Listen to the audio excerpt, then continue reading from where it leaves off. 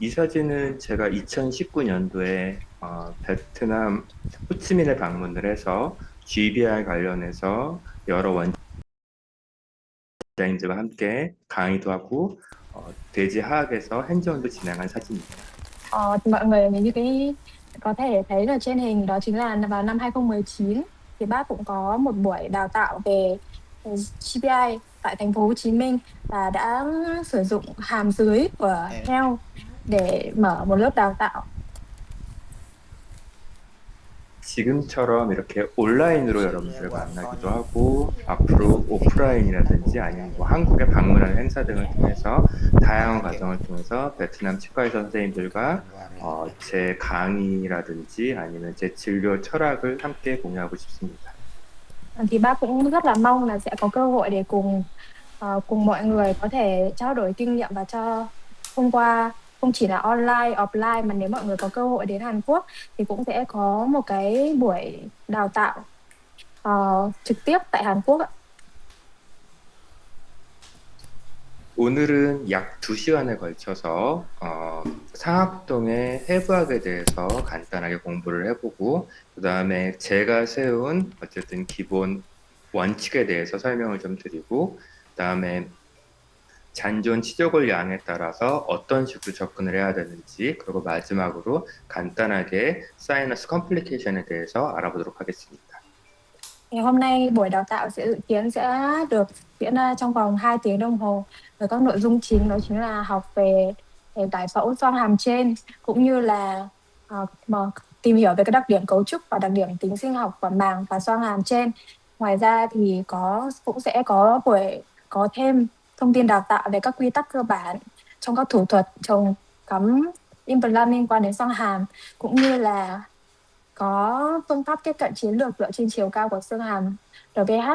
Ngoài ra và cuối cùng đó chính là quản lý về các biến chứng xoang hàm sau phẫu thuật ạ. 혹시 지금 제 얼굴이 강의 자료를 가리고 있지는 않은지 걱정이 되기는 하는데요. 중간에 조금 더 오른쪽으로 바꿔서 강의 자료를 가리지 않도록 한번 해보겠습니다. Dạ vâng, thì bác cũng có không biết là mọi người có bị hiện tại thì bác có bị che màn hình quá không ạ? Thì trong bây giờ bên em sẽ sửa lại á, sẽ để hình của bác ý sang bên tay phải để làm sao mà không che đến màn hình cách dễ nhất ấy.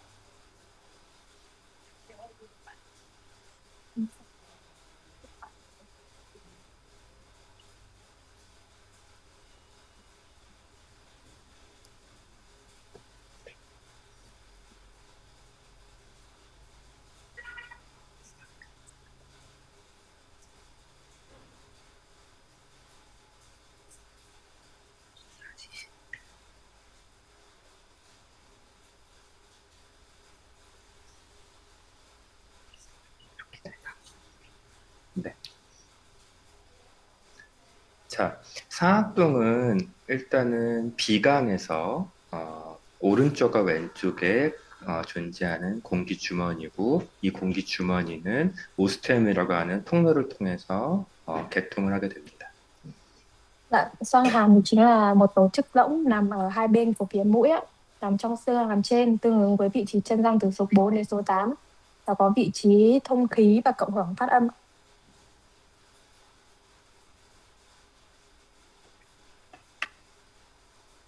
상악동에 있는 공간 자체는 약 15cc 정도가 되고, 그다음에 기본적인 높이는 이렇게 나와 있는데, 사실은 치과 의사한테 중요한 거는 우리가 높이적으로는 약 10mm 정도 위로 올리게 되고, 거상하는 이 폭 자체도 12에서 15mm 정도밖에 안 되는 굉장히 조그마한 공간을 다루게 됩니다. Dạ vâng ạ, thì như mọi người thấy trên hình thì khoang xoang hàm thì sẽ có thể tích trung bình khoảng 15 cc ạ. Và độ lớn thì mọi người có thể như thấy trong hình đó chính là chiều cao rơi khoảng tầm 35 mm. Tuy nhiên này điều quan trọng đối với các bác sĩ nha khoa thì mà khi mà nâng xoang ấy ạ, thì tối đa mọi người có thể nâng lên khoảng tầm 10 mm và có thể nới rộng đến tầm khoảng 7 đến 10 mm ạ. 그래서 이와 같이 안에 있는 것들이 이 오스테움을 통해서 밖으로 계속 소통을 하면서 이와 같이 물질이 교환이 되는데 이 오스테움이 막히지 않는 것이 굉장히 중요합니다. Thì mọi người có thể thấy đó chính là cái ống thông khí, cái lỗ thông khí á. Cái điều quan trọng nhất đó chính là khi mọi người phẫu thuật thì là bắt buộc là phải thông thoáng của lỗ xoang hàm trước khi phẫu thuật ạ. 이와 같이 조그만한 구멍이 있는데 이 구멍은 사람에 따라서 조그만하기도 하고 어떤 환자 같은 경우에는 임플란트 크라운이 장착되어 있는 상태로 오스테움을 통과하는 경우도 있다고 합니다. Thì mọi người như mọi người có thấy được bên phải á là có một cái đó chính là cái lỗ thông thoáng, lỗ thông xoang hàm ấy, thì sẽ với mỗi người là sẽ có một kích thước khác nhau, và có những trường hợp mà khi mọi người cái crown của cái implant á là thông qua cả cái phần đó, là chảy vô cả phần đó. 자, 그래서 이 오스테움이 막히게 되면은 이와 같이 한쪽 상악동이 염증으로 꽉 차 있는 형태가 되고요.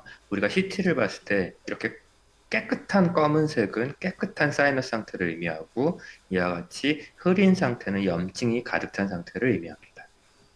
Thì mọi người có thể thấy đó chính là trên màn hình á là đang là bị tràn dịch vào trong khoang xoang hàm ạ. Nếu mà như cái phần phim là có màu đen á thì đó chính là một cái phần đạt chuẩn khi trong xoang hàm đang rất là sạch sẽ. Tuy nhiên những cái phần mà màu xám là đang có vấn đề, đó chính là trong xoang ạ. 그래서 우리가 상악동과 연관되지 않은 임플란트 수술을 한다고 하더라도 어쨌든 이와 같이 염증이 꽉 차 있는 상태는 굉장히 위험하고 그래서 반드시 이와 같은 상황이 되면은 이비인후과와 서로 상의해서 의뢰를 한다든지 해서 이러한 상황을 반드시 해결해야 합니다. Dạ vâng, thì nếu cái trường hợp thế này có thể là chúng ta có thể tiến hành nâng xoang được. Tuy nhiên thì nó sẽ rất là nguy hiểm nếu mà trong trường hợp mà xoang vẫn đang để viêm. Vì vậy nên trong những trường hợp này thì các bác sĩ nha khoa nên làm việc với bên tai mũi họng để bàn bạc thêm về trường hợp này. 그래서 평생에 걸쳐서 이와 같이 상악동은 점차 커진다라고 하는데 사실은 20대 환자 중에서도 잔존골이 1mm밖에 안 남은 굉장히 커져 있는 사이너스도 관찰할 수가 있고 80대 환자에서도 잔존골이 15mm 이상 남는 굉장히 작은 사이너스가 관찰되기도 합니다. Vâng, thì như mọi người cũng biết đó chính là cái lỗ thông thông xoang hàm thì sẽ lớn dần theo thời gian. Tuy nhiên thì có những trường hợp mà khi bệnh nhân 20 tuổi rồi nhưng mà cái phần xương hàm nó rất là nhỏ, nhưng mà đến hay hoặc là đến 40 tuổi thì cũng chỉ có 1 đến 2 mm xương hàm thôi ạ. 자, 그래서 지금 요 슬라이드는 아마 저장을 해 놓으시면 좋을 것 같은데요. À, 치아가 있는 상태랑 없는 상태를 나타내는 비교표입니다. dạ và nếu mà các bác có thể á thì mọi người có thể chụp lại cái màn hình này để lưu lại làm tài liệu á. Thì đây chính là tài liệu mà trong hai trường hợp đó là còn răng và mất răng tại vùng mọi người cắm implant ạ. 자, 그래서 치아를 발치한 지 약 4개월 이상 지난 상악동 함기화가 일어난 부분 같은 경우에는 상악동의 측방벽이 얇아져 있고 상악동에 있는 막 자체가 두꺼워져서 찢어지는 거에 굉장히 강하게 저항을 하게 돼서 수술이 쉽게 됩니다. Dạ vâng, trong trường hợp mọi người nâng xoang được khoảng tầm 4 tháng á, thì phần xương ngang của hàm thì sẽ giảm đi và phần màng của màng xoang sẽ tăng lên. Trong trường hợp đó thì sẽ có thể mọi người có thể dễ dàng thao tác nâng xoang hơn ạ. 반대로 치아가 있는 그러니까 이미디어트 상황에서의 사이너스 같은 경우에는 측방벽이 굉장히 두껍고 사이너스 막 자체는 굉장히 얇아져 있어서 찢어질 확률이 굉장히 높아져서 수술이 기본적으로 어려워집니다. Tuy nhiên thì trong những trường hợp mà vùng còn răng ạ, thì phần thành xoang bị cứng và phần màng bị mỏng, thì khi mọi người thao tác thì có thể rất dễ là có thể bị gây rách màng. 그래서 상악동에 익숙하지 않은 원장님들 같은 경우에는 일단은 수술을 쉽게 만들려면은 발치를 하고 약 4개월 이상 기다려서 상악동에 발치로 인한 함기화가 진행이 되고 나서 수술을 진행하는 것을 추천드립니다. Dạ vâng, thì với những cái bác sĩ mà chưa có quen về cắm implant hoặc là nâng xoang á, thì mọi người có thể đó chính là cấy ghép xương và nhổ răng sau khoảng tầm 4 tháng và mọi người bắt đầu cấy ghép xương và cắm implant là được ạ. 그래서 지금 이 증례 같은 경우에는 치아가 망가져서 제가 해당 부분을 발치를 진행을 하였습니다. Và dạ, mọi người có thể thấy trong cái hình vừa rồi á, cái phần màu vàng đó chính là cái phần xương chân răng đã bị hỏng, thì bác Kim đã tiến hành nhổ răng và đợi trong vòng 4 tháng á. 발치를 하자마자 CT를 찍어보면은 해당 부분에 요 부분에 해당되는 측방벽이 굉장히 두꺼워져 있고 지금 CT상으로는 약 2mm 이상으로 표현이 되는데 실제로 수술을 하면은 3mm 이상이 되는 굉장히 두꺼운 벽을 만나게 됩니다. Dạ vâng, thì sau quá trình vừa nhổ răng á, thì mọi người có thể thấy ở bên phải đó chính là thành xoang hiện tại đang rất là dày, khoảng tầm nếu mà coi trên CT là khoảng tầm 2 mm. Tuy nhiên trên thực tế thì bác có kiểm tra và nó có độ dày lên tới 3 mm ạ. 같은 환자가 8개월이 지나서 왔을 때 똑같은 부위를 보면은 측방벽이 지금 요 CT상에서는 1mm가 안 돼 보이지만 1mm 조금 넘는 정도의 두께로 관찰이 되고 또한 사이너스 막도 굉장히 튼튼해져 있는 모습을 볼 수가 있습니다. Dạ vâng, thì cái hình CT này đó chính là của cùng một bệnh nhân. Thì bệnh nhân này thì trong khoảng tầm 8 tháng sau khi phẫu thuật thì phần thành xương nó đã rơi khoảng tầm 1 mm và phần màng xương đã trở nên rất là chắc chắn. Vì vậy nên là có thể check được đó chính là tình trạng phẫu thuật đang diễn ra rất là thành công. 자, 그래서 간단하게 레터럴 윈도우를 열고 해당 부분에 상악동 거상을 하고 임플란트 3개를 심고 어, 다시 측방월을 재위치시킨 다음에 간단하게 수처해서 수술을 마무리하였습니다. Vì vậy đó chính là bác đã tiến hành mở cửa sổ xoang và sau đó tiến hành nâng xoang hở và cắm trụ implant như bình thường ạ. 이거는 파노라마 사진이고요. Ở đây là ảnh chiếu phim panorama. 그래서 최종 보철이 된 이후로 안정적으로 잘 유지가 되는 것을 볼 수가 있습니다. Và theo phim này thì mọi người có thể thấy đó chính là kết quả phẫu thuật đang rất là thành công ạ. 그래서 5년 경과된 엑스레이를 보면은 여러분들이 주의 깊게 봐야 될 게 레터럴 사이너스든 크레스탈 사이너스를 하고 나서 주변의 뼈가 임플란트 쪽으로 이렇게 올라가는 형태로 되어 있으면은 안정적으로 뼈가 잘 형성된 것을 관찰할 수가 있습니다. Dạ vâng, thì khi mọi người có một điều chú ý là khi các bác tiến hành phẫu thuật, dù bằng phương pháp nâng xoang kín hay nâng xoang hở thì cũng nên chú ý về phần xương bên quanh. Thì khi mà mọi người nhìn phim ấy, thì phần xương và phần nó có đẩy lên theo một hình túp lều như thế này chứng tỏ là mọi người đã phẫu thuật thành công ạ. 상악동 막을 다른 용어로 슈나더리안 멤브레인이라고 하는데 이 막에 사실은 이비인후과 선생님은 이와 같은 구조를 선모와 같은 구조를 중요하게 생각하지만 치과 의사가 중요하게 생각하는 부분은 이 하방에 골막과 비슷한 형태로 되어 있어서 이 부분에서부터 뼈가 생성이 될 수가 있습니다. Dạ vâng, thì màng Schneider đó chính là tên khoa học của màng xoang ạ, là lớp viêm mạc mỏng bên trên xoang mũi và các xoang cạnh mũi có chức năng bảo vệ và tiết dịch nhầy. Thì như ở bên tai mũi họng ấy, người ta rất là quan trọng cái phần phía trên của hình. Nhưng mà tuy nhiên thì bên nha khoa thì lại vô cùng là quan trọng và để ý đến phần phía dưới của màn hình á, bởi vì phần này có chức năng và có tiềm năng để tái tạo xương ạ.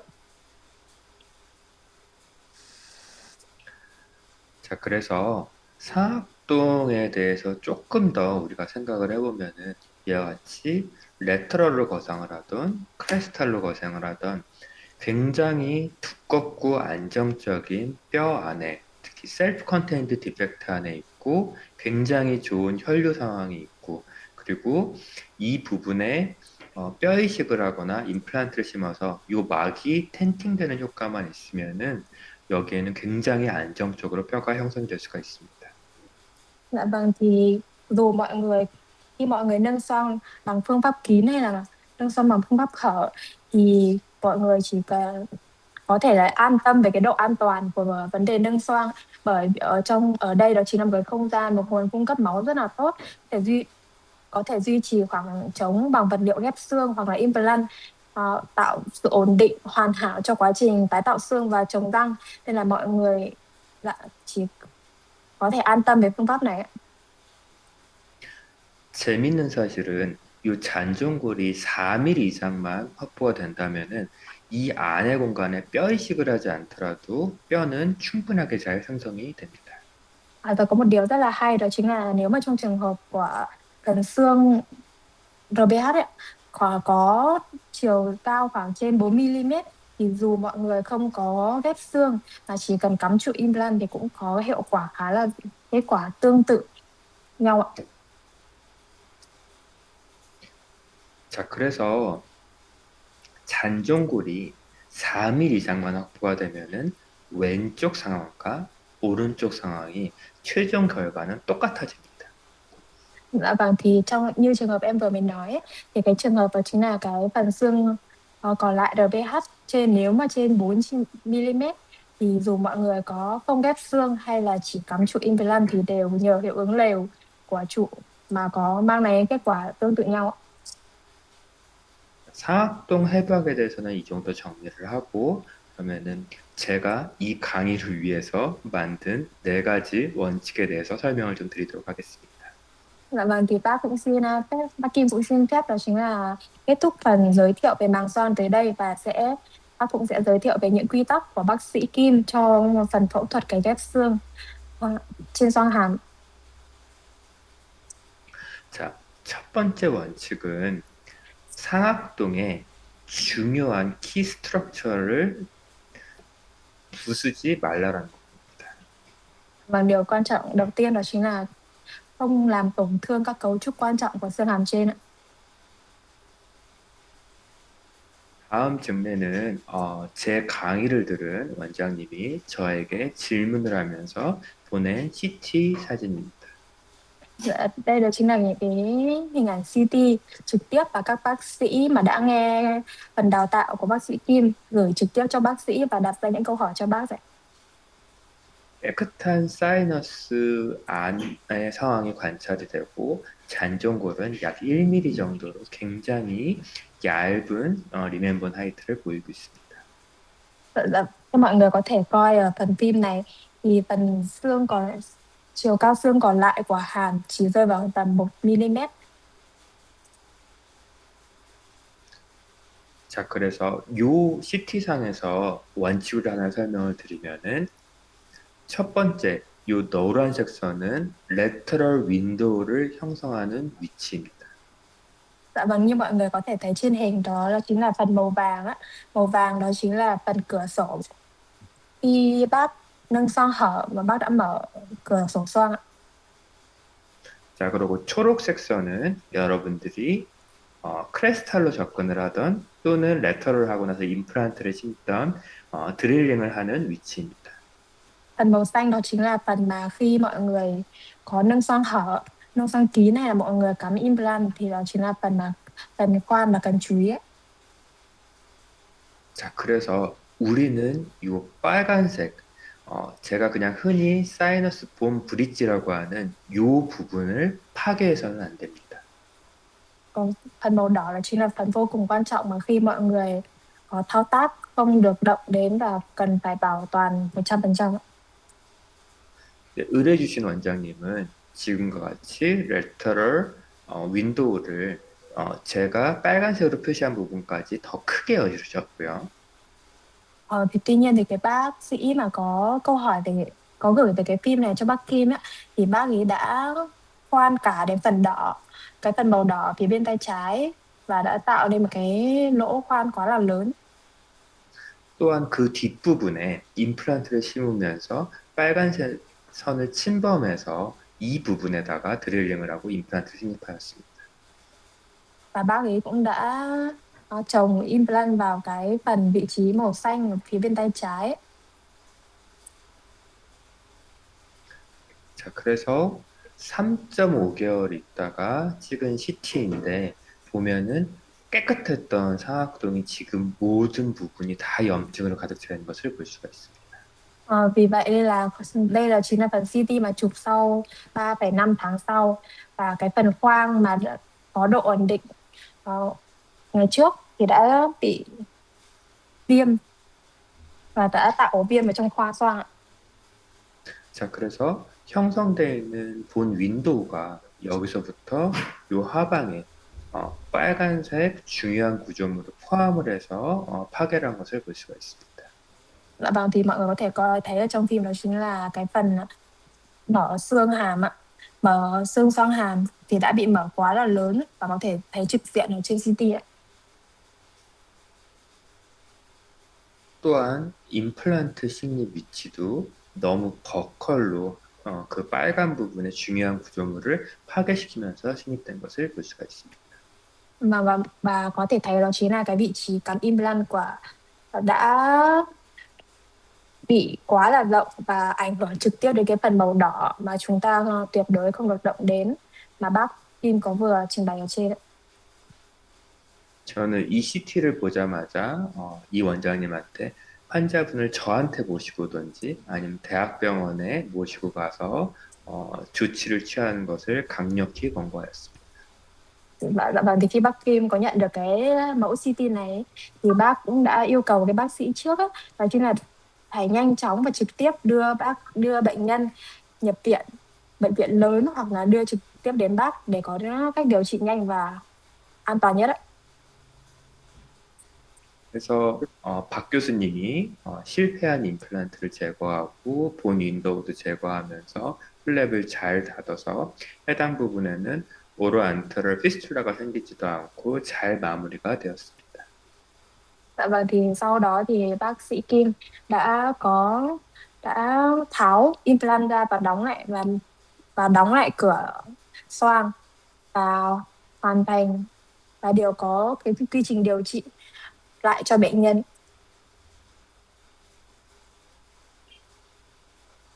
다음 증례는 저희 치과에 예전에 계셨던 선배님의 케이스입니다. Dạ vâng, thì cái phần CT này đó chính là cái phần CT của bệnh nhân đã điều trị trực tiếp ở bệnh viện của bác sĩ Kim ạ. 엑스레이는 조금만 빨리 넘어가도록 하겠습니다.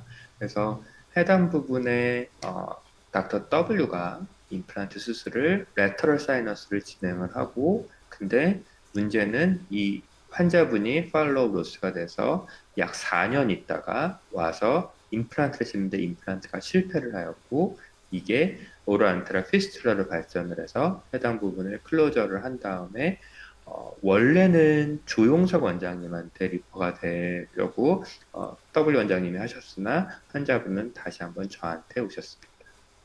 Thì dạ vâng, thì đây là chính là cái ca bệnh nhân của bác sĩ W ạ.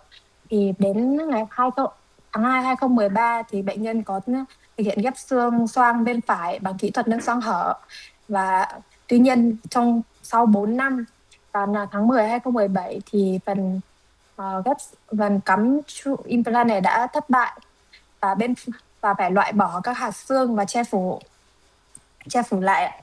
Và đến tháng 12 năm 2017 thì đã thực hiện đóng lỗ rò xoang hàm bằng vạt xoay, và đến tháng 3 2018 thì có chuyển tuyến cho bác sĩ Châu, nhưng tuy nhiên thì đến năm 2021 thì đã quay lại khám ở bệnh viện của bác sĩ Kim ạ.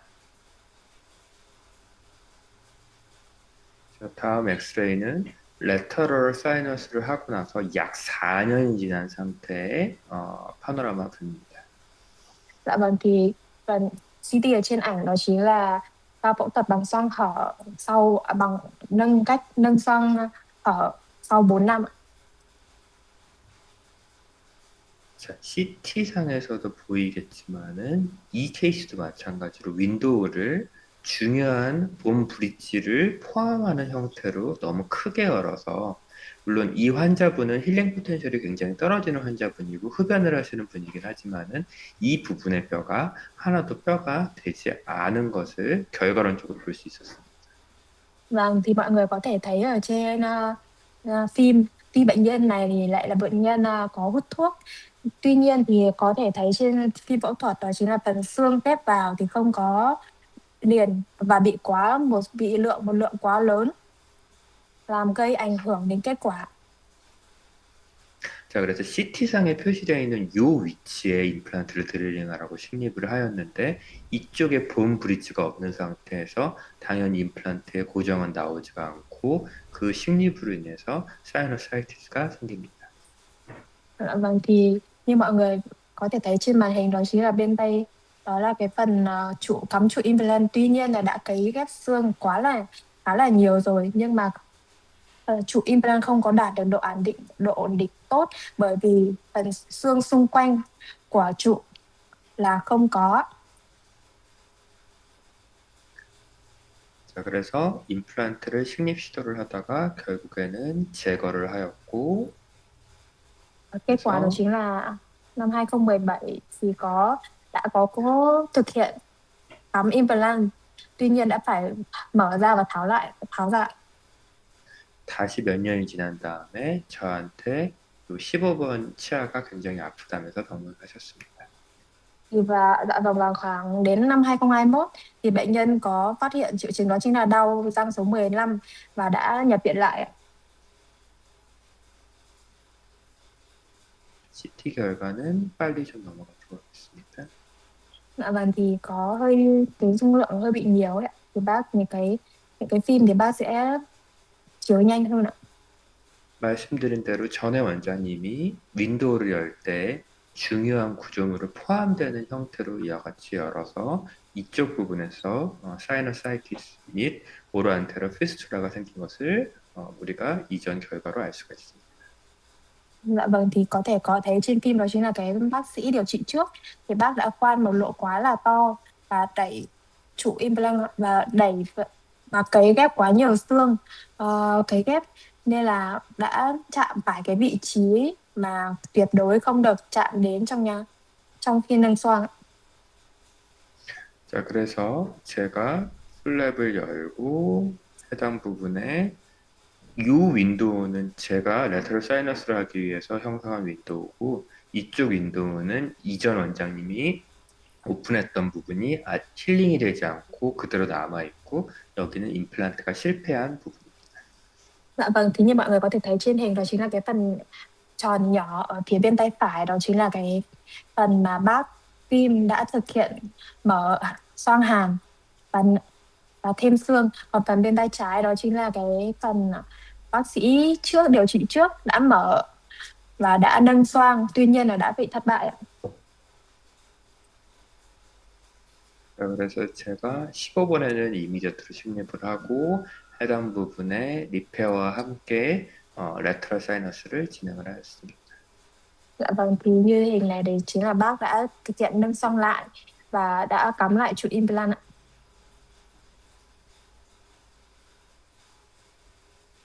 자, 이 동영상을 보여드린 이유는 여러분 보고 지금 이 수술을 하라는 게 아니라 중요한 원칙을 지키지 않았을 때 얼마나 고생할 수 있는지를 보여드리기 위함입니다. Dạ vâng, thì cái lý do mà bác Kim muốn cho mọi người coi cái video này đó chính là không nhất thiết yêu cầu mọi người phải làm theo cái phương thức kia này. Tuy nhiên là mọi người cần chú ý mà khi thực hiện á, là khi một phần mọi người bị sai hay thực hiện động tác sai thì sẽ mang một cái hậu quả rất là lớn á. 자, 플랩을 여는 과정 중에서 사이너스 막과 이 연조직이 붙어 있어서 플랩 거상부터 굉장히 힘듭니다. Dạ vâng, thì mọi người có thể thấy đó chính là cái phần xương á, bị dính vào cái phần mô mềm. Vì vậy đó chính là cái quá trình mở đã diễn ra rất là khó khăn. 그래서 파셜 실그니스 플랩을 열듯이 해당 부분을 조금씩 분리를 해내면서 상악동막과 버컬 연조직을 분리해내고 있습니다. Dạ vâng, thì đây chính là quá trình mà bác lật vạt và thực hiện tách phần màng xoang khỏi phần xương. 윈도우를 형성을 하고 Dạ vâng, thì bác cũng đang tiến hành mở xoang, mở cửa sổ xoang ạ.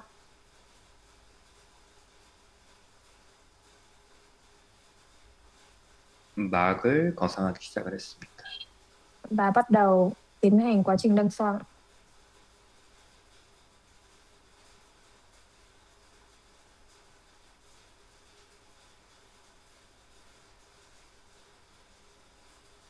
불리한 사각형 막을 크레스탈로부터 다시 한번 거상을 하고 있고 Dạ 이 vâng, thì 부분은 막이 손상이 되어서 찢어진 모습을 볼 수가 있습니다.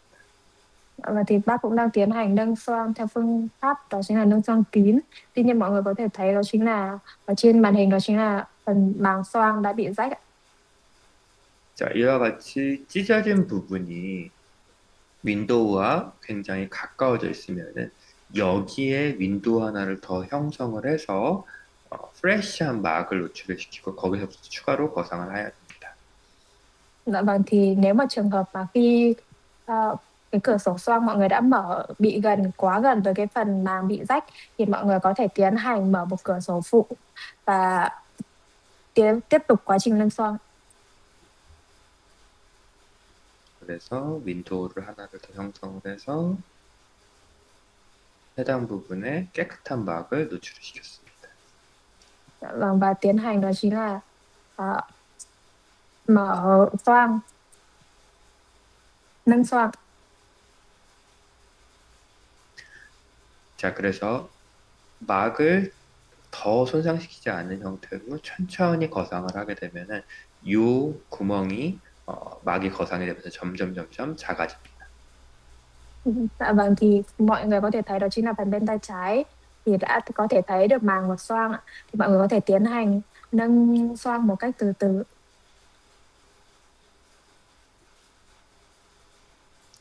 조금 생략을 하고 해당 부분을 막을 거상을 하면은 찢어진 막 자체가 굉장히 적어져 있는 것을 볼 수가 있습니다. Và thì trong quá trình mọi người nâng xoang thì cái phần màng xoang bị rách thì sẽ nhỏ lại dần. 해당 부분에 콜라 테이프로 리페어를 해주고 있고요. Dạ vâng, và bác có tiến hành đó chính là thêm phần màng collagen ạ. 그리고 뼈 이식제를 추가적으로 넣어서 해당 부분을 뼈 이식도 하면서 사이너스 어그멘테이션을 진행을 하고 있습니다. Và tiến hành quá trình đó chính là thêm vật liệu nâng xoang vào trong phần đã nâng xoang. 그 이후에 콜라겐 멤브레인을 이용을 해서 해당 부분에 덮어주고 프라이머리 클로저를 진행을 합니다. Dạ vâng, và tiếp theo đó chính là dùng màng collagen để đậy lại cái phần đã nâng xoang và tiến hành khâu lại. 사실은 이 케이스는 이러고 나서도 굉장히 제가 많이 고생을 하는데 어쨌든 그거는 다음에 또 기회가 있으면 더 설명드리도록 하겠습니다. Dạ vâng, thì bác Kim cũng đã khá là vất vả trong cái trường hợp này, và nếu mà có về sau mà có gặp lại cái trường hợp này thì bác cũng sẽ mong có một cơ hội để có thể làm việc tiếp ạ. 그래서 결론적으로는 이쪽 부분에 상악동 거상도 잘하고 해당 부분에 뼈를 잘 만들어내서 임플란트를 성공적으로 식립을 하였습니다. Dạ vâng, thì bác cũng rất là vui mừng vì đã đạt được kết quả đó chính là chữa khỏi cái ca này và cắm trụ implant thành công ạ.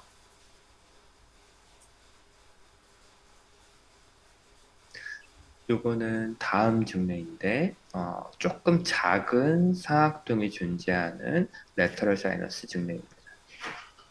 Dạ vâng, thì cái trường hợp tiếp theo đó chính là trường hợp nâng xoang hở. Trong trường hợp đó chính là cái phần chiều cao xương tồn tại khá là ít ạ. 자, 그래서 앞선 증례처럼 이 본 브릿지를 파괴하지 않고 본 브릿지를 남겨놓은 상태에서 윈도우를 형성하고 임플란트 식립도 버컬에서 팔라탈 정중앙에서 약간 팔라탈로 한 2mm 정도 치우친 상태로 식립을 하시면 됩니다. Dạ vâng, thì phần này thì ở trong trường hợp này thì bác cũng không có làm hỏng phần cầu xương và đã tiến hành cắm trụ implant.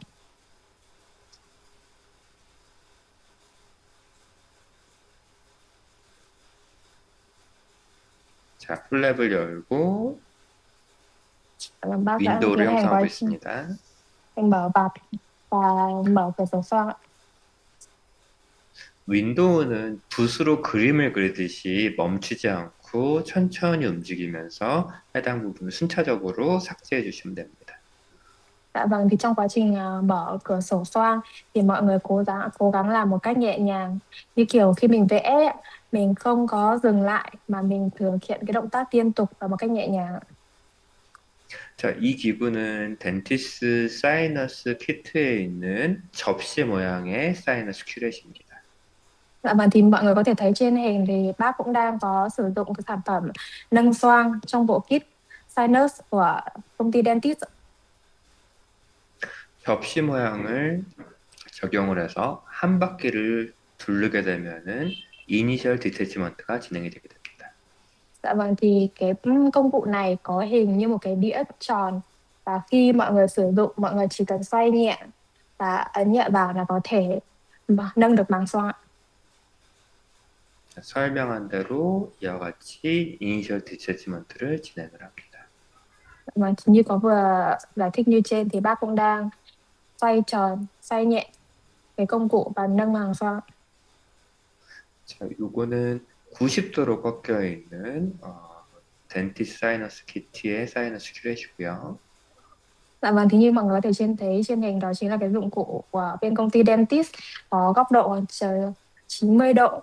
Khi mọi người sử dụng sẽ rất là dễ dàng và không gặp khó khăn ạ. 자, 큐렛의 끝이 항상 내면의 본에 닿은 상태로 상악동망을 거상하시면 됩니다. Dạ vâng, thì khi cái phần cuối của cái chuỗi của cái đuôi của công cụ mọi người để sát vào phần xương và vừa mở phần xoang hàm, xương xoang hàm mà vừa mới mở, và khi mọi người xoay nhẹ một cái là có thể mở được bằng xoang. 자, 그래서 굉장히 건강한 환자이고 튼튼한 사이너스 막에서는 이와 같이 레터럴 사이너스가 약 10분 만에 손쉽게 종료가 됩니다. Vâng, thì cũng nhờ cái công cụ này mà bác đã có chỉ trong vòng 10 phút là bác đã hoàn thành cái bước nâng xoang và tiến hành cái ghép xương.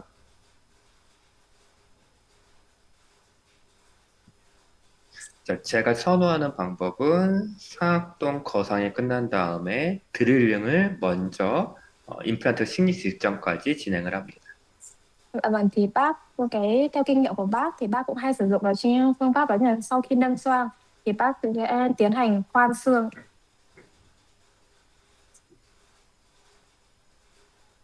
그리고 뼈 이식제를 절반 정도를 측방으로 이용을 해서 이식을 합니다.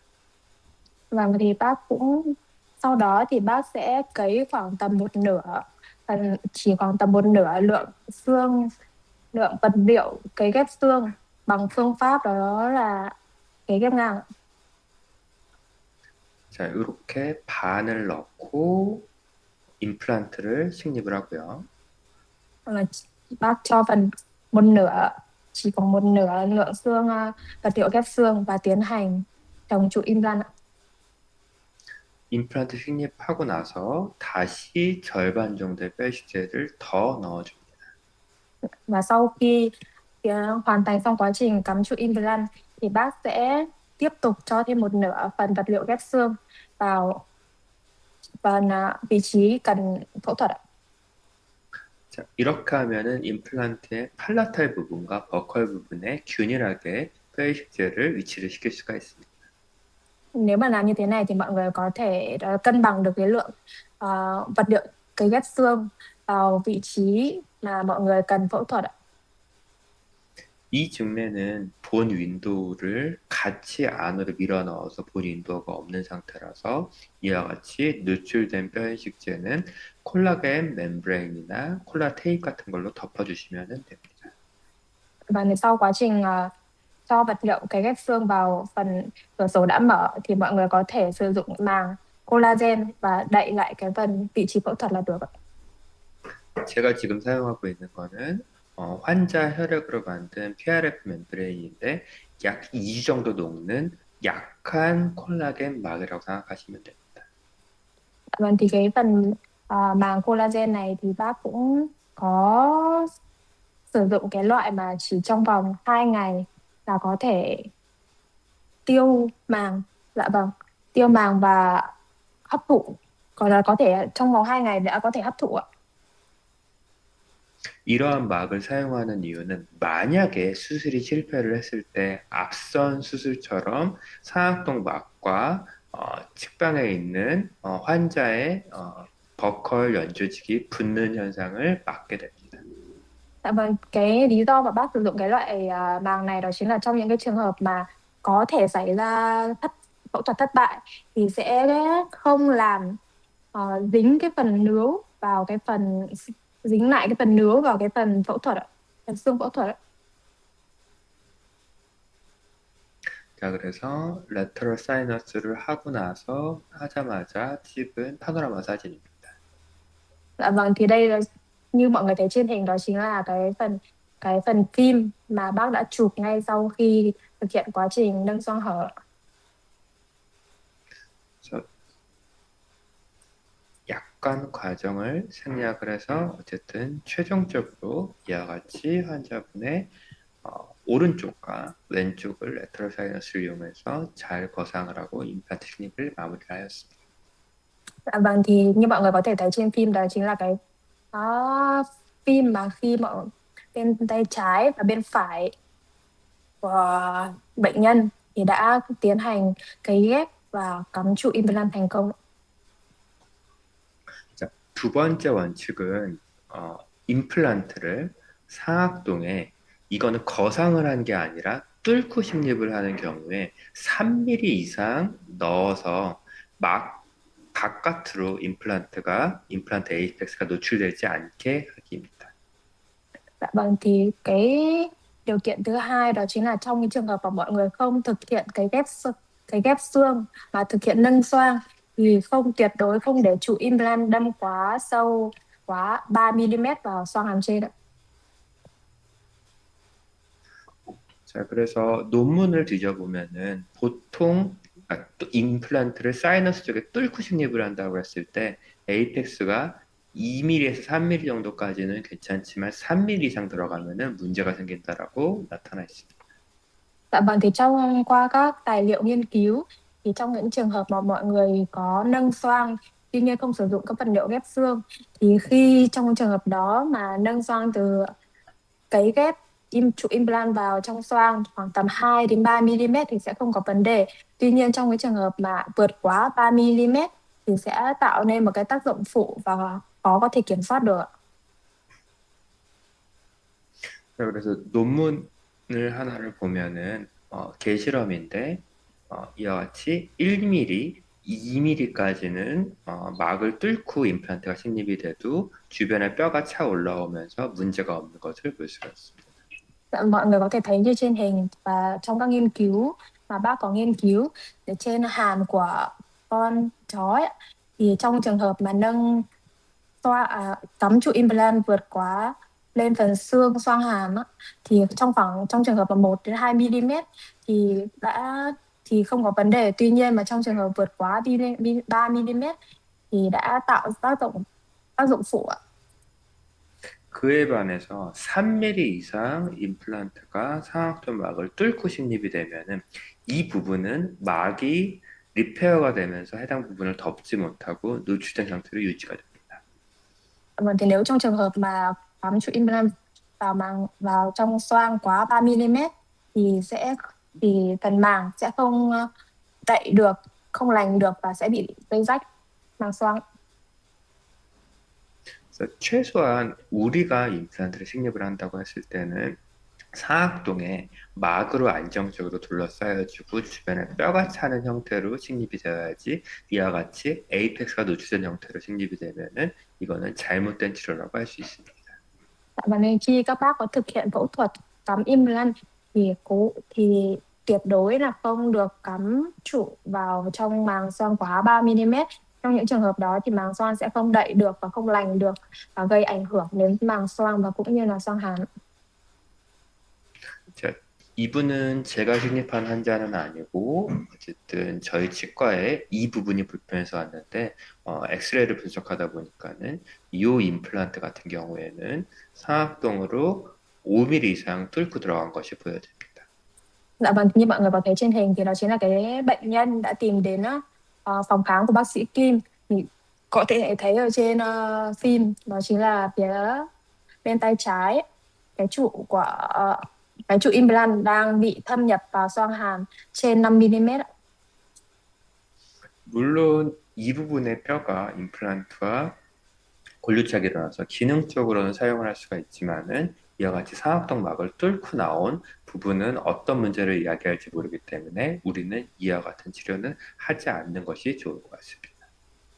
Dạ vâng, thì như trường hợp của bệnh nhân này, tuy nhiên là cái phần trụ đã cắm có thể sử dụng được, không ảnh hưởng ngay bây giờ là sẽ cũng không ảnh hưởng đến sức khỏe của bệnh nhân. Tuy nhiên thì về phần tương lai về sau ấy thì có thể là gây ra các biến chứng, mà vì vậy nên chúng ta cần tránh những trường hợp mà cắm trụ implant vào quá sâu ạ. 자, 세 번째 원칙이 제가 제일 중요하게 생각하는 원칙인데 만약에 여러분들이 상악동 크레스탈로 접근을 하면 상악동 막이 찢어진 경우에 그 찢어진 부분으로 그래프트 머티리얼을 절대 넣지 않는 게 좋겠습니다. Dạ vâng, thì cái điều thứ ba là cái điều mà bác nhấn mạnh là quan trọng nhất, đó chính là trong khi mọi người có nâng xoang bằng phương pháp đó là nâng xoang kín mà có làm rách màng xoang thì tuyệt đối đó là không thực hiện đưa vật liệu ghép xương vào bên trong màng đã bị rách ạ. 한 10년 이상 전에 많이 유행을 하던 이와 같이 오스테오톰으로 해당 부분에 그래프트 머티리얼을 넣어서 여기 부분에 힘을 가하면서 두들겨서 이와 같이 상악동을 거상을 하는 바옵스페라는 수식입니다. Dạ vâng, thì như trên hình mọi người có thể thấy đó chính là cái phương pháp nâng xoang mà đã thịnh hành vào 10 năm trước, và mọi người dùng công cụ đó chính là và đẩy phần vật liệu ghép xương ờ, vào lên máng xương. Tuy nhiên mà không kiểm soát được lực và chất liệu và số lượng vật liệu và lượng vật liệu ghép xương đã đi vào trong màng.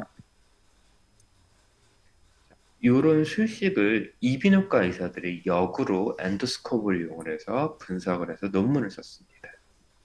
Dạ vâng, thì mọi người có thể thấy đó chính là cái hình ảnh ở trên màn hình, đó chính là đã được nghiên cứu bởi các bác sĩ bên khoa tai mũi họng và đã chụp lại hình ảnh này.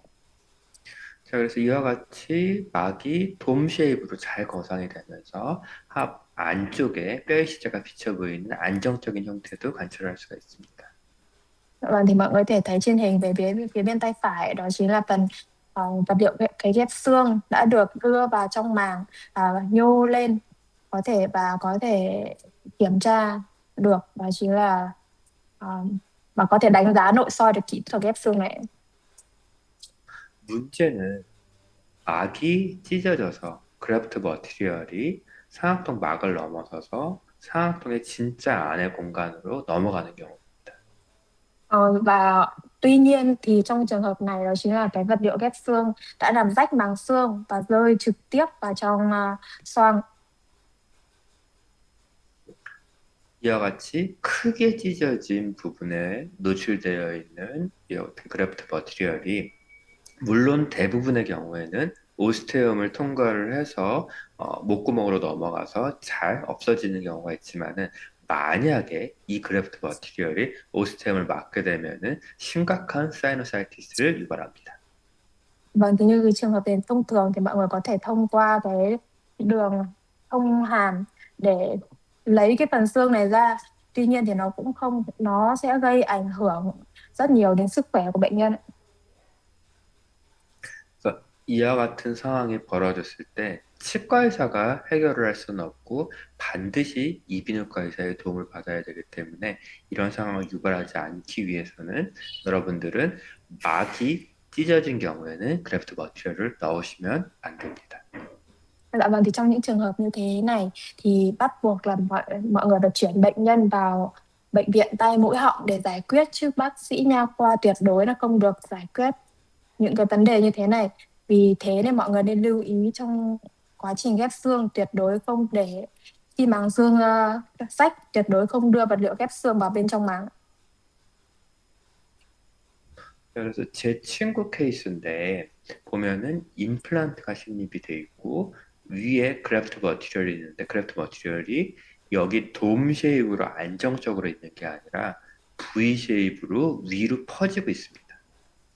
Dạ vâng, thì đây là chính là cái trường hợp mà của bạn, của bác sĩ Kim. Trong trường hợp này, đó chính là phần vật liệu ghép xương đang bị trào ra phần xoang ạ. 그래서 이와 같이 V 쉐입으로 퍼져 있는 형태는 막 찢어진 막을 통과를 해서 그래프트 머티리얼이 사각동의 막을 넘어서서 안에 내부 공간으로 들어간 모습입니다. Dạ vâng, thì đây là chính là trường hợp mà vật liệu ghép xương bị tràn ra và bị làm rách màng xương và tràn vào gần trong xoang ạ. 이와 같은 상황에서 치과 의사가 할 수 있는 것은 손을 모아서 기도하는 수밖에 없습니다. Và trong những trường hợp này thì những cái bác sĩ nha khoa chỉ có thể mà chắp tay vào cầu nguyện thôi ạ. 물론 대부분의 경우에는 이 그래프트 머티리얼이 오스테움을 잘 지나가서 잘 서브사이드가 될 수가 있지만은 만약에 이 그래프트 머티리얼이 오스테움을 막게 되면은 심각한 사이너사이티스를 유발합니다.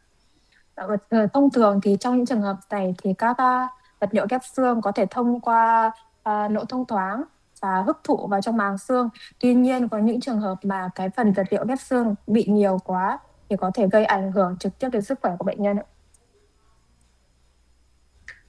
자, 이 증례는 아는 지인이 레터럴 사이너스를 했는데 분명 막이 찢어진 걸 확인을 하고 콜라겐 멤브레인으로 리페어까지 진행을 했는데 너무 그래프트 머티리얼을 많이 넣어서 압력이 느껴질 때까지 밀어 넣다가 리페어된 막이 벗겨지면서 다시 그래프트 머티리얼이 바깥으로 삐져나간 겁니다. Dạ vâng, thì trong cái trường hợp này đó chính là phần màng màng xoang đã gây thủng màng xoang. Tuy nhiên thì bác đã thực hiện nó che phủ bằng màng collagen. Tuy nhiên thì thể tích xương ghép quá nhiều và đã dẫn đến lộ vật liệu xương. Vì vậy, điều quan trọng nhất đó chính là khi phẫu thuật mọi người nên sử dụng một thể tích xương ghép phù hợp. 레터럴 사이너스를 할 때 여러분들이 막을 리페어를 하면은 평상시보다 그래프트 머티리얼을 적게 넣고 압력이 느껴질 때까지 넣는 게 아니라 무조건 적게 넣어서 다시 그 우리가 리페어해 놓은 콜라겐 멤브레인이 젖혀지지 않도록 해줘야 됩니다. Dạ vâng, thì trong những trường hợp như thế này thì mọi người nên sử dụng cái thể tích xương ghép ít hơn so với bình thường. Tuyệt đối là không có, khi mọi người mà không có ghép xương mà đạt đến cái áp suất mà trực tiếp mà tay cảm nhận được ấy, là không được như thế, mà chỉ phải sử dụng phim và trong quá trình ghép xương. 잘된 사이너스 수술은 무조건 돔 쉐입으로 올라가게 되고 어느 측면에서 봐서도 다 돔 쉐입으로 올라가게 되고 이와 같이 날카로운 부분이 관찰이 된다라는 거는 해당 부분으로 그래프트 머티리얼이 넘어간 것입니다. Dạ vâng, thì trong cái trường hợp mà mọi người ghép xương thành công á, thì khi mọi người chụp phim thì phần xương vật liệu ghép xương sẽ tạo thành một cái hình vòm tròn. Còn nếu mà trong trường hợp mà bị cái phần ghép xương bị nhô ra, bị nhọn ra thì đó là những cái trường hợp mà có thể xảy ra ách màng xoang. 그래서 이 상황에서 또 치과 의사가 할 수 있는 방법은 마찬가지로 손을 모으고 기도하는 수밖에 없습니다. Nếu mà trong những trường hợp như thế thì các bác sĩ nha khoa chỉ có cách đó chính là chắp tay cầu nguyện thôi ạ. 자, 그래서 이비인후과 의사한테 부탁을 해서 해결을 하는 게 아니라 우리가 컨트롤을 할 수 있게 막이 찢어지면은 해당 부분에 그래프트 머티리얼을 넣지 말고 레터럴 사이너스에서는 막을 잘 리페어를 하고 적절한 양의 그래프트 머티리얼을 넣으셔야 됩니다. Dạ vâng, thì trong những trường hợp này mọi người cố gắng làm sao mà không đẩy bệnh nhân qua khoa tai mũi họng, mà khi những trường hợp mà cái màng xoang bị rách rồi thì mọi người tốt nhất đó chính là mở một cửa sổ phụ, làm một cách nhẹ nhàng để có thể cấy ghép xương, chân vật liệu cấy ghép xương vào màng xoang một cách an toàn nhất ạ. 자, 우리가 수압 거상을 할 때 막이 찢어졌는지 찢어지지 않는지 확인하는 방법입니다. Dạ vâng, đây đó chính là cái phương pháp mà khi mọi người nâng xoang bằng thủy lực có thể kiểm tra được, đó chính là màng rách, màng có bị rách hay không ạ.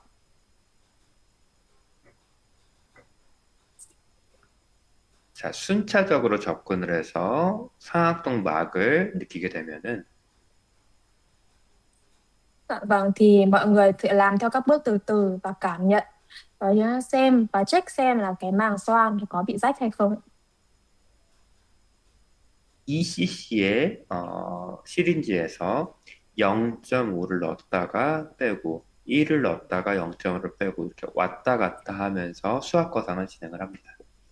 Dạ vâng, thì trong cái mọi người có thể thực hiện nâng xoang bằng thủy lực bằng cách đó chính là tiêm 0,5 cc vào và rút ra, và sau đó lại tiêm 1,0 cc vào, cứ làm theo thế theo liên tục thì mọi người có thể kiểm soát được cái lực, cái mức độ nâng xoang. 자, 제가 0.5를 넣고 다시 음압을 걸어서 안에 있는 것을 빼내고 있을 때 여기에 피와 살라인이 섞인 빨간색 액체가 아무런 기포 없이 깨끗하게 빨려 나오는 것을 볼 수가 있습니다. Dạ vâng, thì nếu mà trong trường hợp mà mọi người tiêm 0,5 cc vào và rút ra, nếu mà trường hợp mà không có máu và chất vàng đẩy ra ngoài thì đó chính là trường hợp mà mọi người đang nâng xoang thành công. 상악동 막이 찢어지게 되면은 이 음압을 걸었을 때 중간중간에 기포가 그쪽 찢어진 막으로부터 들어와서 해당 부분이 기포로 많이 차게 됩니다. Và nếu mà trường hợp mà mọi người bị rách màng xoang thì khi mà mọi người rút ra thì sẽ có thể thấy đó chính là những cái vật dị vật ờ, đi ra cùng với nước trong quá trình hút ra. 수압 거상 과정을 다시 보도록 하겠습니다. Và mọi người có thể coi lại 음압을 quá 뺄 trình. 때 이와 같이 깨끗하게 나오는 것을 볼 수가 있습니다. Và mọi người có thể coi lại quá trình bác nâng xoang bằng thủy lực, thì khi các bác rút ra có thể thấy đó chính là cái phần chất đưa ra rất là khá là sạch sẽ. 이거는 예전에 나왔던 고무 팁이고 지금은 메탈 팁이 나와서 우리가 메탈 팁을 돌려서 껴주게 되면은 해당 부분이 안정적으로 고정이 됩니다. Dạ vâng, thì cái phần bác đang chiếu trên hình thì đó chính là các phương pháp, đó chính là cái vật dụng bằng cao su mà được sử dụng ngày trước. Hiện tại thì có sử dụng thêm đó chính là bằng kim loại ấy. Thì khi mọi người mà có sử dụng thì cũng sẽ không lo là bị rơi hay là bị tách ra, bị rơi ra. 물론 이미디어트 상황이라서 뼈가 울퉁불퉁해서 이 부분에서 공기가 트랩이 될 수가 있는데 그랬을 때는 메탈 팁 중에 얇은 걸 사용을 해서 드릴링 해놓은 부분에 정확히 위치를 시키면은 이 부분에서 공기가 트랩되는 것을 막을 수가 있고 우리가 사이너스 막이 찢어졌는지 찢어지지 않았는지 안정적으로 거상이 되는 것을 확인할 수 있습니다. Dạ vâng, thì với cái đặc tính của phần nâng xoang đó chính là màng xoang và xương ấy thì sẽ khó có cố định, vì lúc đó mọi người có thể sử dụng một cái vật gì để giữ lại cái màng xoang để tránh cho bị bít đầu vòi. 기억하실지 모르겠지만 이와 같이 수압 거상을 하고 나서 임플란트를 그냥 심는 거랑 뼈에 식재를 넣고 나서 심는 거랑 결과는 똑같습니다. Thì không biết mọi người thì bác cũng có nói thêm đó chính là sử dụng sau cho quá trình nâng xoang bằng thủy lực thì mọi người dù có sử dụng vật liệu cấy ghép xương để nâng xoang hoặc là có thể thực hiện cắm trụ implant ngay thì kết quả cũng sẽ giống nhau. 그런데 치과 의사들은 고집이 세서 제 강의를 들은 한 곳 원장님도 넣지 말라고 해도 꼭 고집하면서 넣으시는 분들이 있습니다. Và tuy nhiên thì có những bác sĩ hơi bị cố chấp một xíu á. Sau trong quá trình nghe giảng, nghe các buổi đào tạo của bác sĩ Kim thì có những bác sĩ mà trong những trường hợp không cần cấy ghép xương thì cũng vẫn có một chút cố chấp và cấy ghép xương để nâng xoang. 그래서 아무리 해도 설득이 안 되기 때문에 어, 찢어지지 않은 경우에만 뼈 이식제를 넣으라고 그 다음으로 권유하고 있습니다. Dạ vâng, thì sau quá nhiều lần khuyên rồi thì bác cũng từ bỏ, và đó chính là đưa ra một cái lời khuyên, đó chính là trong cái trường hợp mà màng xoang, tuyệt đối trong cái trường hợp mà màng xoang không bị rách thì mới thực hiện quá trình cấy ghép vật liệu nâng xoang. 자, 네 번째 제가 세운 원칙인데 임플란트를 레지듀얼 본 하이트가 있으면은 거기를 넘어서 식립을 하시면 안 됩니다. Vâng, cái phần chú ý tiếp theo đó chính là tuyệt đối mọi người không đặt implant vào, mọi người phải đặt implant dựa vào cái mức độ chiều cao của xương còn lại của hàm ạ. 최근에는 한국에서 레지듀얼 본 하이트가 2mm 또는 3mm와 같이 굉장히 얇은 경우에도 크레스타를 접근해서 임플란트 식립하는 원장님들이 많습니다. Dạ vâng, thì gần đây ý, có những cái trường hợp đó chính là có những cái bác sĩ nha khoa ở bên Hàn mà vẫn hơi cố chấp một xíu, đó chính là nâng xoang theo phương pháp nâng xoang kín. Trong trường hợp đó chính là cái phần xương còn lại RPH chỉ có 2 đến 3 mm. 그래서 제가 아는 원장님 중에 한 분은 그렇게 식립을 하다가 레지듀얼 본 하이트를 넘어서 임플란트 고정을 얻기 위해서 넣다가 임플란트가 빠져서 결국에는 환자분이 전신 마취를 하고 비강 쪽에 박혀 있는 임플란트를 제거하는 사고도 있었습니다. Dạ vâng, thì trong cái trường hợp bác sĩ Kim cũng có biết một cái trường hợp, đó chính là trong cái trường hợp mà bệnh nhân cái chiều cao xương RPH của bệnh nhân quá là thấp, tuy nhiên là bác sĩ vẫn tiếp tục vẫn bị cố chấp để cái implant. Ở trường hợp đó thì cái trụ implant đã bị vượt qua cái phần xương hàm và đã bị rơi ra trong quá trình phẫu thuật, và bệnh nhân đó đã phải tiêm uh, tê toàn thân và đã phải phẫu thuật lại.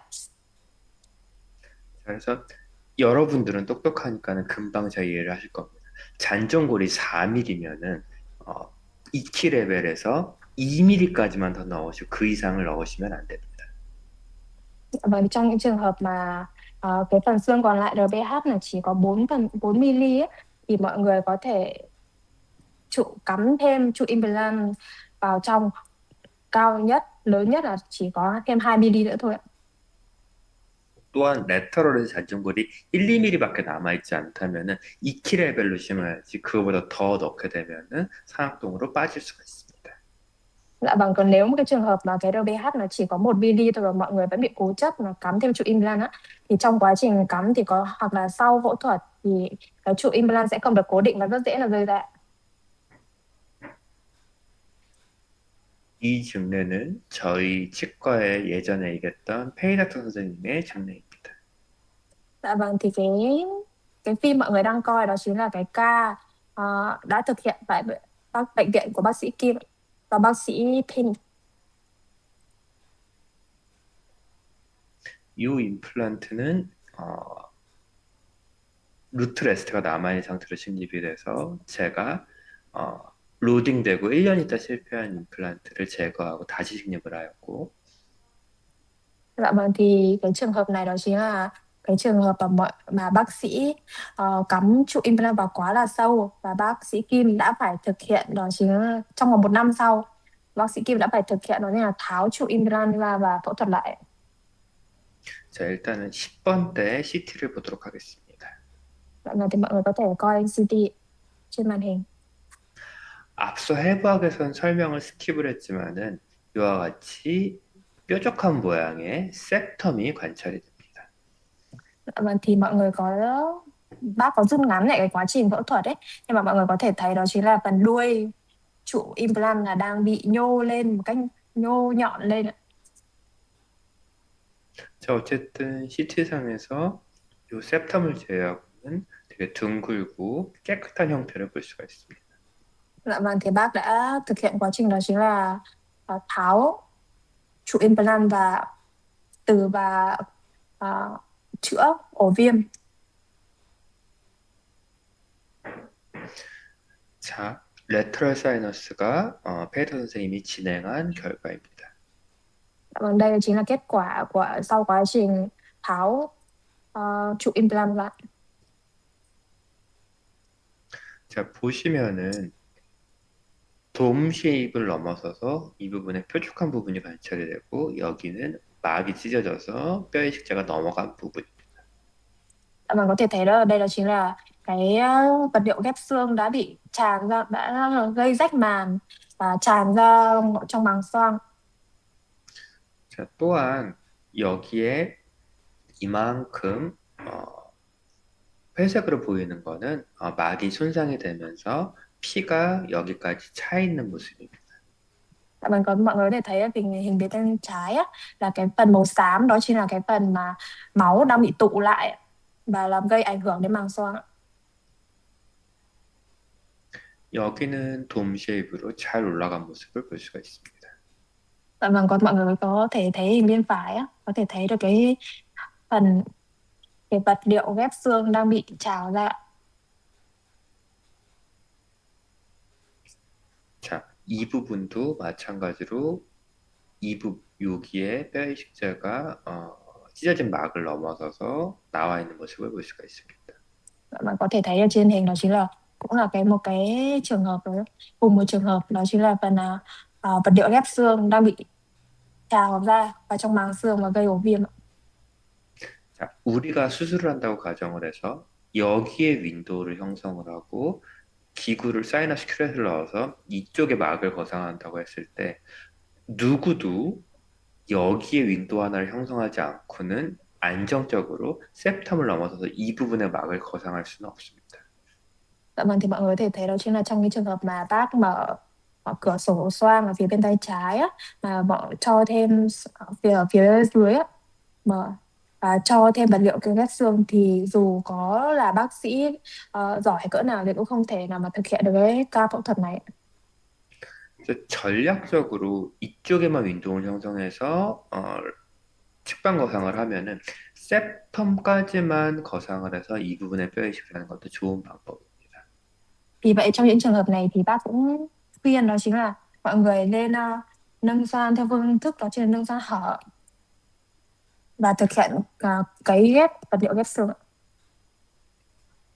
그래서 이 원장님 같은 경우에는 septum에 걸려서 요 하방의 막은 거상하지 않고 측방에만 거상을 하다가 막이 찢어져서 이 부분은 뼈의 십자가 나와 있는 모습이고 이 부분은 하나도 상악동이 거상이 되지 않는 모습입니다. Dạ vâng, thì mọi người có thấy ở trên phim đó chính là cái vị bác sĩ này đã thực hiện nâng xoang bằng phía bên tay phải và cấy ghép vật liệu ghép xương, còn phần phía màu đen ở phía dưới á, thì tuyệt đối là không có động vào. 자, 근데 문제는 이와 같이 이 부분이 거상이 되어 있다는 거상이 되지 않았다는 사실도 모른 상태로 5개월이 지나고 나서 임플란트를 식립하게 됩니다. Tuy nhiên thì cái vấn đề đó chính là trong cái trường hợp này, cái phần phía dưới á, là hiện tại là không có được cấy ghép xương và đang bị rỗng. Thì trong vòng 5 tháng sau á, cái bác sĩ này thì đã thực hiện cấy trụ implant vào ạ. 자, 그래서 총 3개의 임플란트가 식립이 됐고 조금 더 붙여 심었으면은 사실은 septum 안에 3개의 임플란트, septum 위치에 하나 더 심어서 3개를 심을 수가 있는데 이 임플란트가 이제 문제를 일으키게 됩니다. Và thế mà như mọi người có thể thấy trên hình đó chính là cái phần có thể cắm được 3 trụ implant vào cái phần vách ngăn này. Tuy nhiên là cái phần trụ implant này đã có vấn đề nên là không thể thực hiện được. 자, 5번 임플란트는 상악동 거상술 이후에 뼈가 안정적으로 형성된 뒤에 잘 식립이 되었습니다. Dạ vâng, thì như mọi người có thể thấy đó chính là phần xương thứ 5. Thì sau quá trình nâng xoang và ghép xương thì thì trụ implant đã có độ ổn định và có thể coi là thành công. 마찬가지로 16번도 안정적인 위치에 잘 식립이 되었습니다. Vâng, thì mọi người có thể thấy là răng số 16 cũng đã cắm trụ một cách thành công. 근데 안타깝게도 17번 같은 경우에는 제대로 거상이 되지 않은 부분에 임플란트가 식립이 되고 나서 이 부분이 본 레벨을 넘어가게 됩니다. Dạ vâng, thì tuy nhiên thì cái phần răng số 17 thì sau cái quá trình nâng xoang không thành công á, thì vẫn cắm trụ implant và đã tạo ra phần viêm gây ảnh hưởng ạ. 자, 그래서 물론 이 부분을 어느 정도 인지를 해서 크레스타를 이용을 해서 막을 거상을 하면서 이 부분의 뼈가 여기까지 들려있는 모습을 볼 수가 있는데 이 증례의 가장 큰 핵심 실패의 원인은 레지듀얼 본 하이트보다 더 깊게 이 부분이 더 깊게 식립이 되면서 이 임플란트는 실패를 하게 됩니다. Dạ vâng, thì bác sĩ cũng đã nhận biết được cái vấn đề này và đó chính là tiến hành cái nâng xoang theo phương pháp đó là nâng xoang kín. Tuy nhiên thì cái phần vật liệu ghép xương nó đang bị trào ra và và xuất hiện thất bại. 자, 3개월 뒤에 세컨 서저리를 할 때 임플란트가 고정을 얻지 못하고 실패했다는 걸 인지를 하고 해당 임플란트를 제거를 합니다. Vâng, thì trong trường hợp vừa rồi thì cái phần trụ implant đang bị vượt qua cái phần cấy ghép xương làm ảnh hưởng đến mức độ ổn định của xương đã phải tiến hành đó là tháo implant ra và phẫu thuật lại. 물론 임플란트를 제거하자마자 해당 부분에 염증이 생기지는 않고 현재는 안정적인 모습을 볼 수가 있습니다. Nhưng mà cũng rất là may mắn đó chính là sau cái quá trình tháo implant ra thì cũng không có xuất hiện viêm nhiễm tại vị trí tháo ạ. 자, 4개월 있다가 다시 해당 부분을 뭔가 해결을 하려고 CT를 찍었을 때 심각한 사이너사이티스를 관찰할 수 있습니다. Thì sau 4 tháng sau để check lại cái tình trạng này thì đã chụp lại CT. Tuy nhiên thì phần răng này nó đang bị do thất bại của trước đã gây ra viêm. 자, 오스테움까지 꽉 차 있는 염증이 확인이 되면은 이 상태에서 레터럴 사이너스를 하는 게 아니라 어, 항생제를 처방을 해서 사이너사이티스를 가라앉히는 것이 중요합니다. Dạ vâng, thì trong những trường hợp này thì mọi người không tiếp tục thực hiện nâng xoang kín hay nâng xoang hở nữa mà sẽ cho bệnh nhân uống thuốc chống viêm sau một thời gian và chờ đợi một thời gian ạ. 근데 저희 페이닥터 원장님 같은 경우에는 바로 해당 부분에 레터럴 사이너스를 다시 한번 접근을 해서 뼈 이식을 한 모습을 볼 수가 있습니다. Tuy nhiên thì cái bác sĩ này vẫn thực hiện nâng xoang hở và tiến hành cấy trụ implant. 사이너사이티스와 같이 상악동이 심각한 상태에서 이와 같이 추가적인 수술을 하게 되면은 안정적인 사이너스는 뼈 이식을 했을 때 굉장히 좋은 결과를 나타내지만은 사이너사이티스가 있는 상태에서 이와 같이 무리하게 접근을 하면은 다시 한번 해당 부분의 뼈가 다 녹고 더 큰 문제가 생길 수가 있습니다. Dạ vâng, thì trong cái trường hợp này thì mọi người có thể tiến hành nâng xoang hở thì có thể là sẽ có những cái kết quả tốt. Tuy nhiên những cái trường hợp mà bị viêm quá là nặng mà mọi người vẫn tiếp tục nâng xoang và cấy trụ implant thì có thể sẽ làm tiêu xương và gây ổ viêm nhiễm ạ. 자, 그래서 해당 부분이 뼈가 싹 다 녹고 오란트럴 피스툴라까지 생겨 있는 모습입니다. Dạ vâng, thì mọi người có thể thấy đây đó chính là phần xương đã bị tiêu hết và gây ra những cái ổ viêm nhiễm ở trong màng xoang ạ. 굉장히 건장한 남성 환자분이어서 2주 항생제 처방을 하니까는 염증이 점차점차 가라앉고 안정되는 모습을 볼 수가 있습니다. Và cũng rất may mắn thì đây là chính là một cái bệnh nhân có sức khỏe khá là tốt. Thì sau 2 tuần sử dụng thuốc kháng sinh thì cái ổ viêm đã đỡ lại và có thể thực hiện các bước tiếp theo. 보통은 이와 같이 오로안테럴 피스투라가 생기면은 어마어마한 수술을 진행을 해서 해당 부분을 리페어해내야 됩니다. Vâng, thì có những cái bình thường thì có những trường hợp mà có ổ viêm nhiễm thì mọi người phải thực hiện cái quá trình phẫu thuật, đó là lấy hết ổ viêm ra và thực hiện các bước sau đó mới thực hiện các bước cắm chụp implant. 자, 그래서 정리를 하자면은 어, 첫 번째는 본 브릿지를 손상시키지 않으면서 키 스트럭처를 데미지 주지 않는다입니다. Dạ vâng, thì có tổng kết lại từ khi mọi người thực hiện các ca nâng xoang thì tuyệt đối không làm tổn thương vào các cấu trúc quan trọng của hàm. 두 번째는 임플란트를 상악동 막에 상관없이 그냥 뚫고 심을 때 3mm를 넘어서까지 임플란트 신입하지 않는다. Và thứ hai đó chính là tuyệt đối không để implant cắm đâm quá sâu vào màng xoang ạ. Mọi người có thể cắm implant quá màng không được quá 3 mm ạ. 다시 한번 강조하지만은 막이 손상이 됐을 때 그 부분에 뼈의 시제를 넣어서 상악동 안으로 뼈의 시제가 넘어가지 않도록 하는 것이 굉장히 중요합니다. Và điều bác có nhấn mạnh là quan trọng nhất đó chính là trong cái trường hợp mà rách màng xoang thì tuyệt đối đó là không đưa vật liệu ghép xương vào ạ. 그리고 마지막으로 레지듀얼 본 하이트에 맞춰서 임플란트를 식립을 해야지 사이너스 안으로 들어간다든지 아니면 실패에 의해서 사이너사이트가 생기는 것을 막을 수가 있습니다. Dạ vâng, và điều cuối cùng đó chính là mọi người phải đặt implant dựa vào của mức độ còn lại của xương để tránh những trường hợp thất bại hoặc là vật liệu ghép xương tràn vào màng xoang ạ. 자, 그러면은 레지듀얼 본 하이트에 따라서 어떻게 접근을 할 수 있는지 순차적으로 보여드리도록 하겠습니다. Dạ vâng, thì cái chương trình đào tạo tiếp theo đó chính là dựa vào là phương pháp nâng xoang dựa vào chiều cao của xương ạ. 자, 레지듀얼 본 하이트가 여러분들마다 기준을 다시 세우시면 되는데 저는 보통 6mm 기준으로 6mm보다 더 많은 양이 있으면은 저는 뚫고 심는 것을 선호합니다.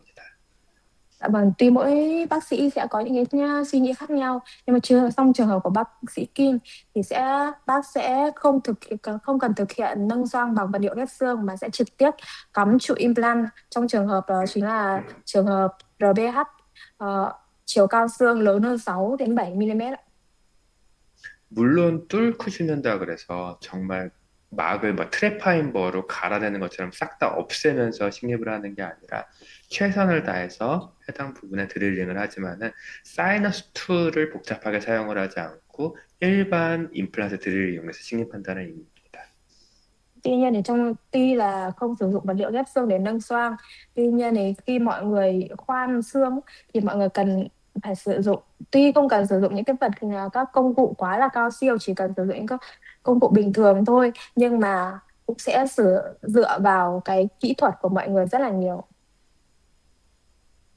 지금 10명의 환자를 이렇게 뚫고 심는다고 했을 때, 과장을 하자면 8명에서 9명은 막을 손상시키지 않으면서 임플란트 식립할 수 있을 것 같고, 아마 한두 명은 막이 찢어지지만은 2mm, 그러니까 3mm를 넘어가지 않는 2mm 안에만 식립이 되면은 찢어진 막은 다시 한번 리페어가 일어나면서 안정적으로 결과가 나옵니다. Dạ vâng, thì nói không quá thì trong 10 người bác đã làm ấy thì có đến 8 người là không có, bác trong quá trình thực hiện là không có đã thực hiện rất là thành công, còn một đến hai bệnh nhân thì sẽ có thể là có những cái trường hợp mà cái màng xoang bị rách ra từ 1 đến 2 mm, bị vượt quá từ 1 đến 2 mm. Tuy nhiên những trường hợp đó bác đã cẩn thận và đã kết thúc quá trình phẫu thuật một cách thành công.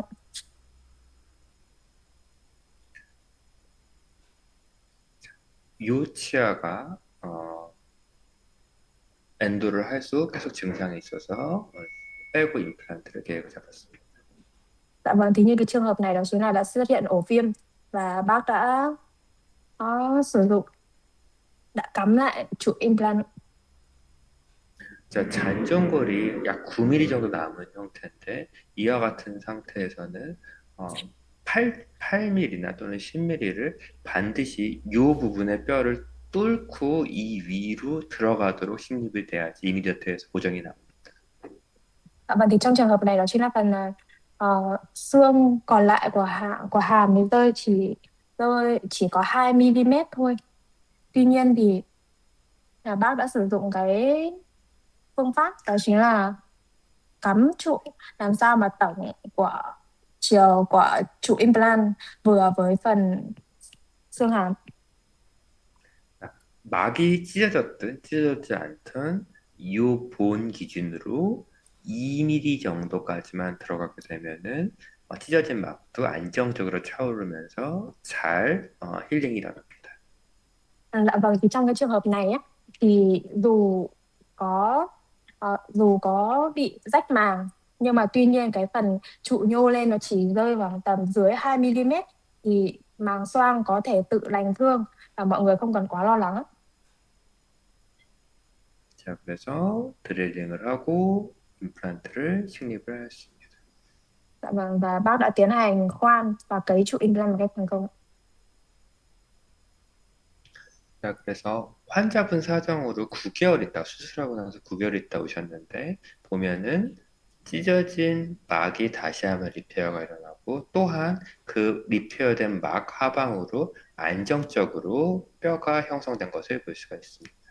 Dạ vâng, thì đây là phim CT chụp sau 6 tháng, sau 9 tháng, và có thể thấy đó chính là phần màng đã bị rách, đã được lành thương, và phần đuôi trụ implant thì đã được cố định một cách chắc chắn ạ.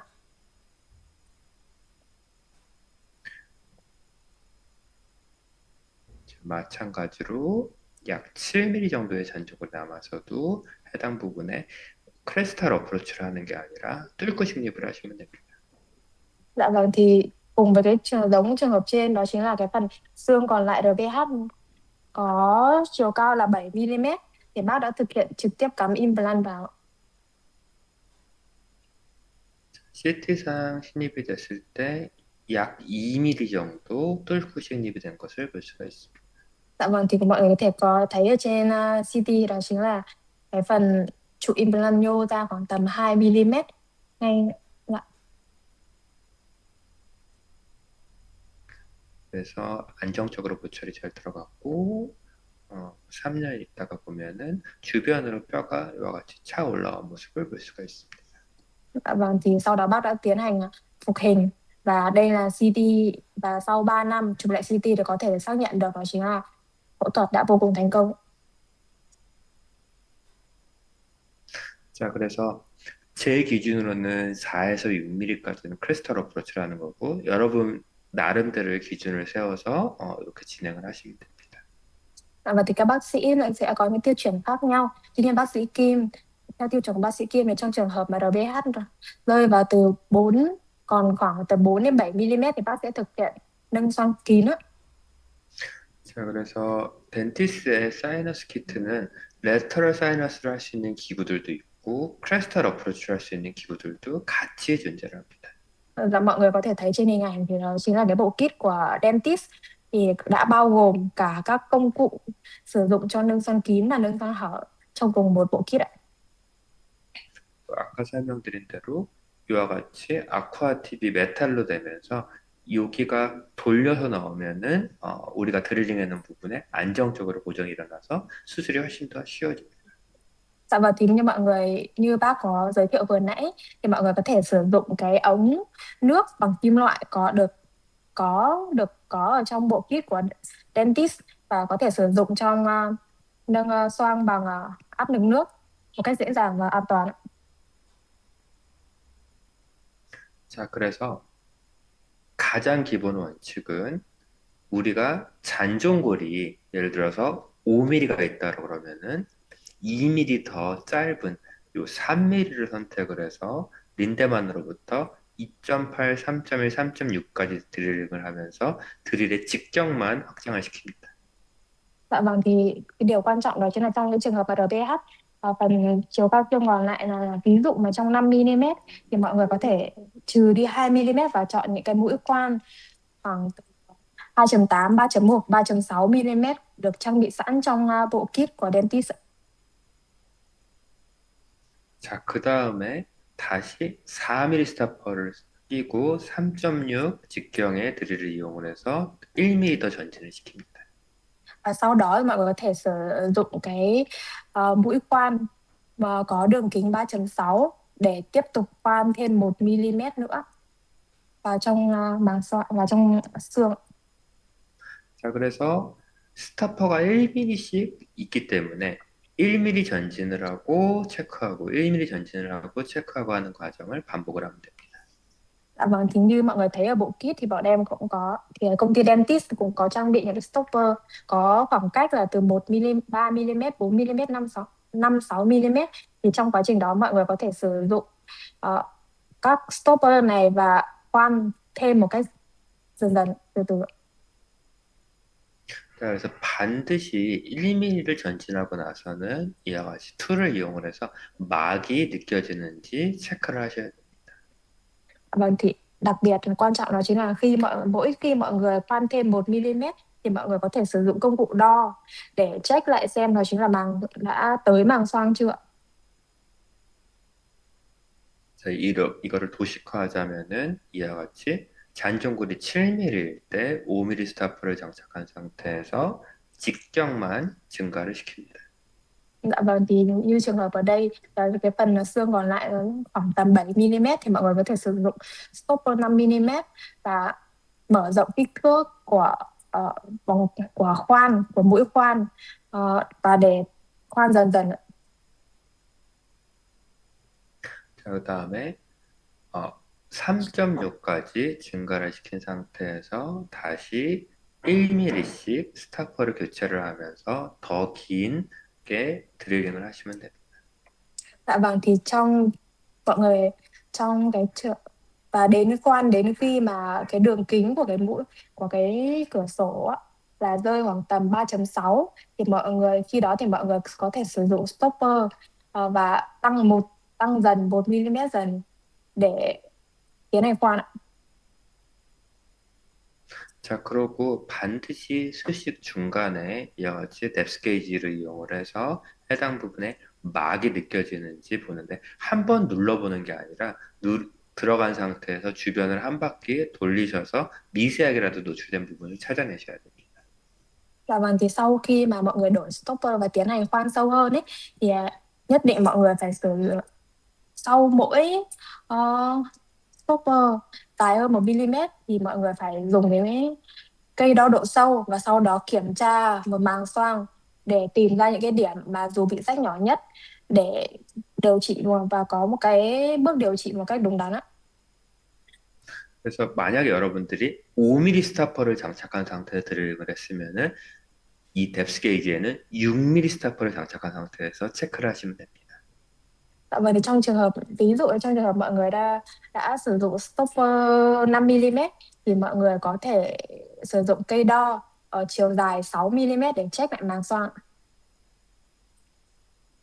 그리고 아까 설명한 것처럼 아쿠아 팁을 장착을 하는데 지금은 개선이 돼서 메탈로 돌려서 끼워 넣은 상태에서 0.5cc를 넣고 빼고 1cc를 넣고 0.5를 빼고 1.5를 넣고 1mm를 빼고 마지막에 2mm까지 넣으시면 됩니다.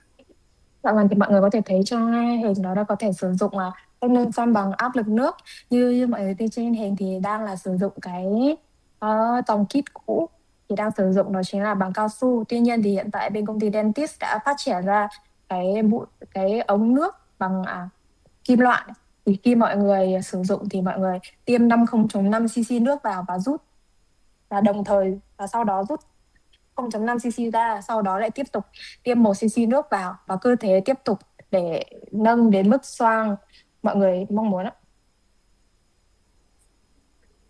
자, 16번의 치아가 버티컬 루트 프랙처가 돼서 해당 부분에 발치를 하고 크레스탈 어프로치로 식립을 하는데 이와 같은 경우는 어려운 직례입니다. Dạ vâng, thì mọi người có thể thấy ở đây đó chính là ờ, sử dụng bác sĩ đã sử dụng công cụ nâng xoang theo từng bước và thực hiện cùng với việc đọc CT chính xác dựa trên các và thực hiện các bước sử, một cách chính xác.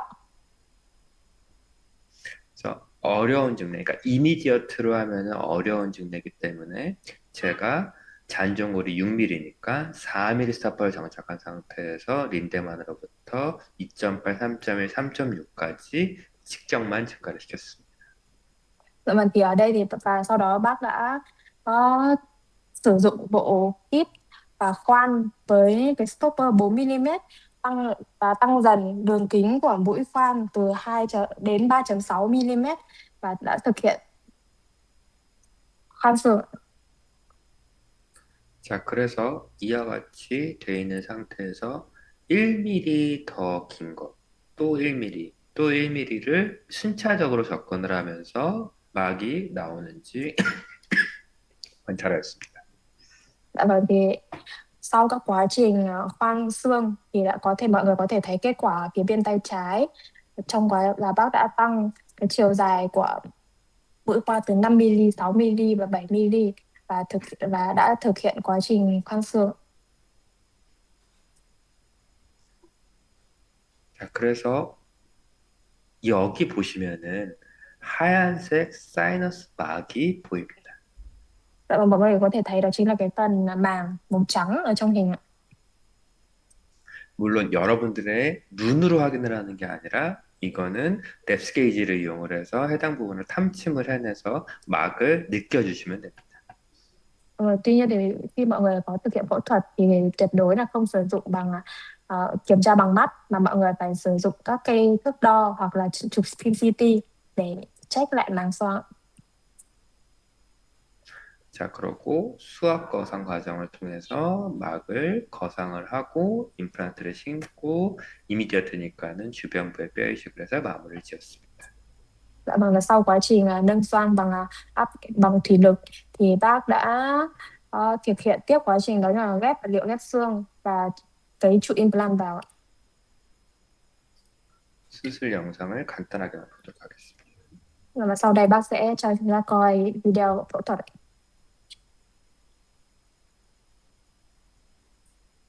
사실은 과정 자체는 조금 지루할 수가 있습니다. Vì cái quá trình mọi người coi video có thể là hơi chán một xíu ấy. 자, 린데만으로부터 시작해서 똑같은 4mm 스타퍼를 장착한 상태에서 순차적으로 드릴의 직경만 증가를 시킵니다. Dạ vâng, thì trong quá trình này bác đã sử dụng cái Lindemann giống nhau với cái chiều dài là 4 mm và chỉ tăng đường kính của mũi khoan ạ.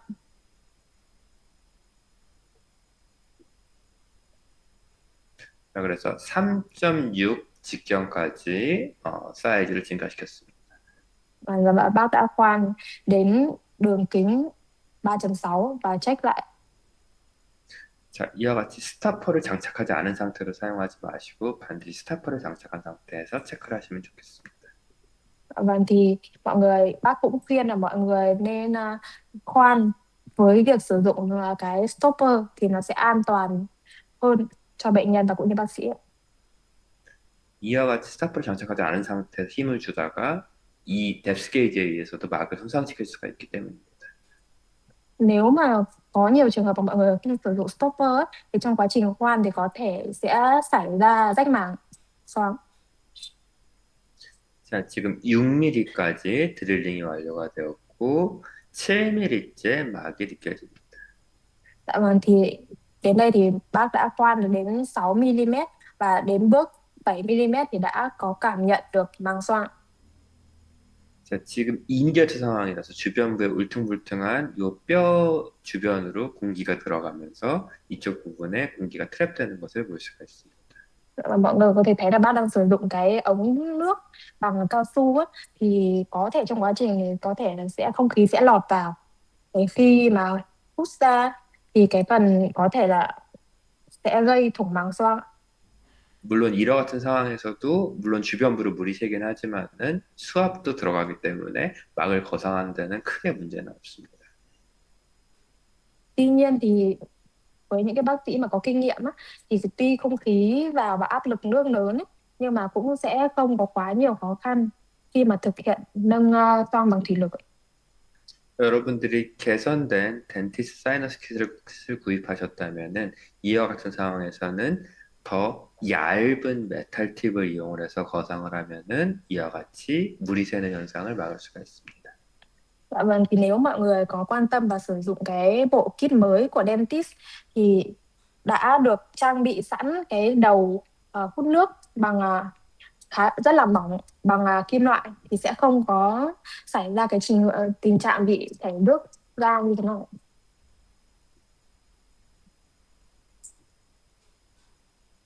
자, 그 상태에서 임플란트를 식립하였고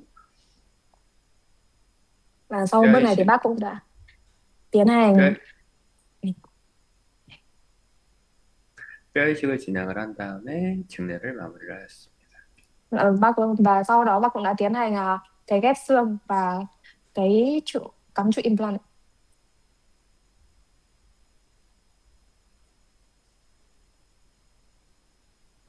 시간이 조금 얼마 남지 않아서 간단한 증례는 넘어가고 크레스탈 어프로치 되는 거 하나만 더 보여드리도록 하겠습니다.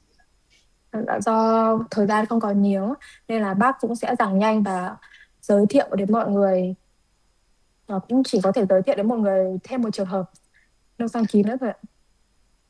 27번 위치인데 septum이 이렇게 꼬부라진 형태로 좀 이상하게 있고 그다음에 버컬에서 팔라탈로 가면서도 사면이 관찰이 되고 또 이쪽 bu분은 잔존골이 2mm밖에 안 되는 굉장히 복잡한 사이너스 구조를 나타내고 있습니다.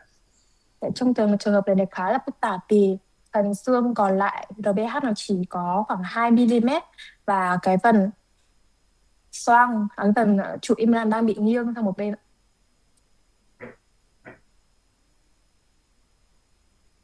그래서 이와 같이 어려운 증례는 드릴을 스킵하지 않고 3mm 스타퍼를 장착한 상태에서 3.6 직경까지 확장을 시켜줍니다.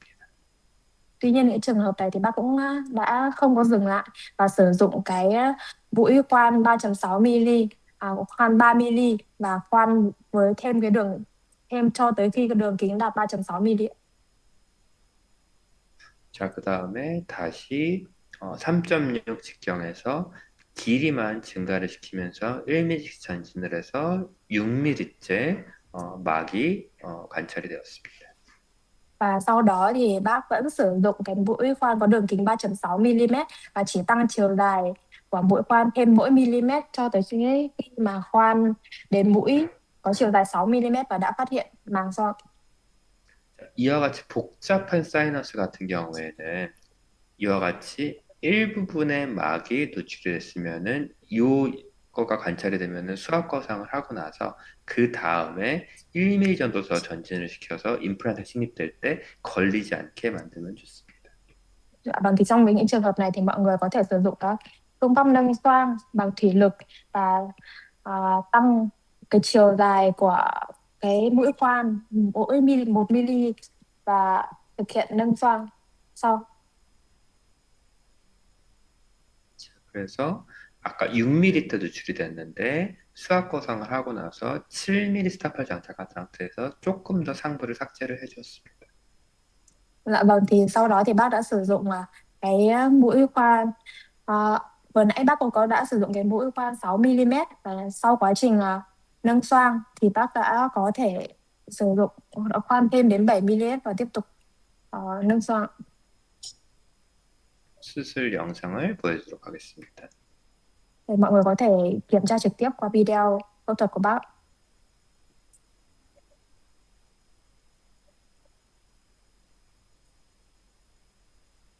자, 순차적으로 3.6까지 직경을 증가시킨 이후에 Dạ vâng, thì tới đây là bác đã mở cái đường kính của lỗ khoan đến 3.6 mm ạ. 지금은 직경을 증가시키는 중간중간에도 막에 노출된 부분이 있는지 확인을 하고 있습니다. Dạ vâng, thì bây giờ là bác cũng trong quá trình khoan thì bác cũng luôn luôn luôn thực hiện cái động tác đó là check chiều cao của lỗ khoan. 지금 4mm 스타퍼를 장착한 상태에서 3.6까지 드릴링이 완료가 되었고요. Dạ vâng, thì trong trường hợp này thì bác đã có sử dụng cái stopper 4mm và lỗ khoan để đạt đến đường kính là 3.6 mm ạ. 5mm 스타퍼를 장착하고 1mm씩 더 전진을 하고 있습니다. Và sử dụng cái stopper 5mm và tăng chiều dài mỗi khoan 1 mm ạ.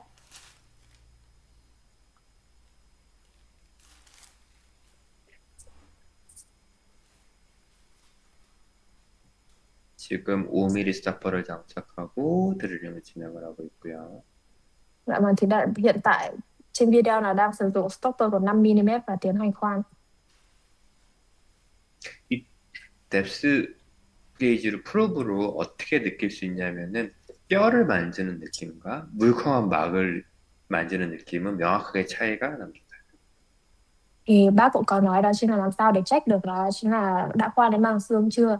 Thì đó chính là mọi người có thể sử dụng trong quá trình khoan á, mọi người có thể khoan từ từ và có thể cảm nhận được đó là khi khoan xương và khoan vào màng. 지금 요게 막을 느끼고 있습니다. 조금 더 들어가는 느낌이 나면서 물컹한 느낌이 나게 됩니다. Dạ vâng, thì khi mọi người thấy đó chính là bác cũng đang check là xem có màng xương, bác sẽ xoay nhẹ. Thì khi mà chạm vào cái cảm giác chạm vào xương và chạm vào màng nó sẽ hoàn toàn khác nhau. 자, 다시 한번 수압 거상을 하면은 막이 찢어지지 않은 상태에서 깨끗한 빨간색 피와 살라인 섞인 물이 리버스로 여금막으로 나오게 됩니다. Và sau đó bác cũng đã thực hiện quá trình đó là nâng xoang bằng thủy lực, và khi hút nước ra thì mọi người có thể thấy đó chính là cái phần nước khá là sạch, bao gồm máu và các chất vàng. 그래서 정말로 뼈를 넣기 좋아하시는 원장님은 요거를 확인하시고 나서 넣으시는 것을 추천드립니다. Dạ vâng, thì những cái trường hợp mà các bác sĩ có quyết định đó chính là thêm vật liệu ghép xương, thì trong trường hợp này thì bác sĩ có thể sử dụng thì có thể thực hiện phẫu thuật ngay lập tức. 물론 저는 거의 10년째 사이너스에 크레스탈 어프로치를 할 때는 뼈를 넣지 않고 있습니다. Tuy nhiên thì bác sĩ Kim trong 10 năm vừa rồi thì trong những cái trường hợp mà bác nâng xoang kín á, thì hầu như là bác cũng không có thực hiện ghép xương luôn ạ. 설명드린 대로 수압거상 이후 7mm 스타퍼를 장착해서 위에 걸리는 뼈를 삭제를 하였습니다. Và sau đó là sau quá trình nâng xoang bằng thủy lực thì bác đã sử dụng cái stopper 7 mm và lấy hết xương thừa ra.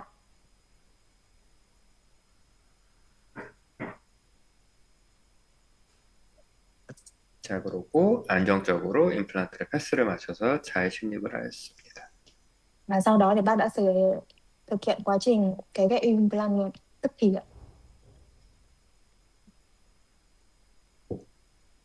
그래서 1년 뒤에, 딜리버리 후에 1년 뒤에 보시면은 뒤쪽 부분에 거상된 막 주변으로 뼈가 잘 차 있는 모습을 볼 수가 있습니다. Và sau 1 năm thì bệnh nhân có quay lại và chụp CT thì có thể thấy đó chính là phần đuôi của trụ implant thì đã được bao bọc bởi xương và có độ ổn định nhất định ạ. 물론 뼈를 넣어도 같은 결과를 나타내긴 하지만은 막이 찢어졌을 때는 절대 뼈를 넣으시면 안 됩니다. Tuy nhiên thì mọi người có thể là cái quá trình mọi người có thể thêm cái bước thực hiện cái ghép xương vào thì cũng vẫn sẽ đạt được cái kết quả đúng. Tuy nhiên là những cái trường hợp mà cái màng bị rách ấy, thì mọi người tuyệt đối không được có cái vật liệu ghép xương vào. 자, 잔존골이 4mm보다 더 적었을 경우에는 레터럴 어프로치를 하는 것을 추천드립니다. Vâng, thì trong những trường hợp mà có phần xương còn lại dưới 4 mm thì bác cũng khuyên mọi người lên sử dụng các phương pháp nâng xoang hở.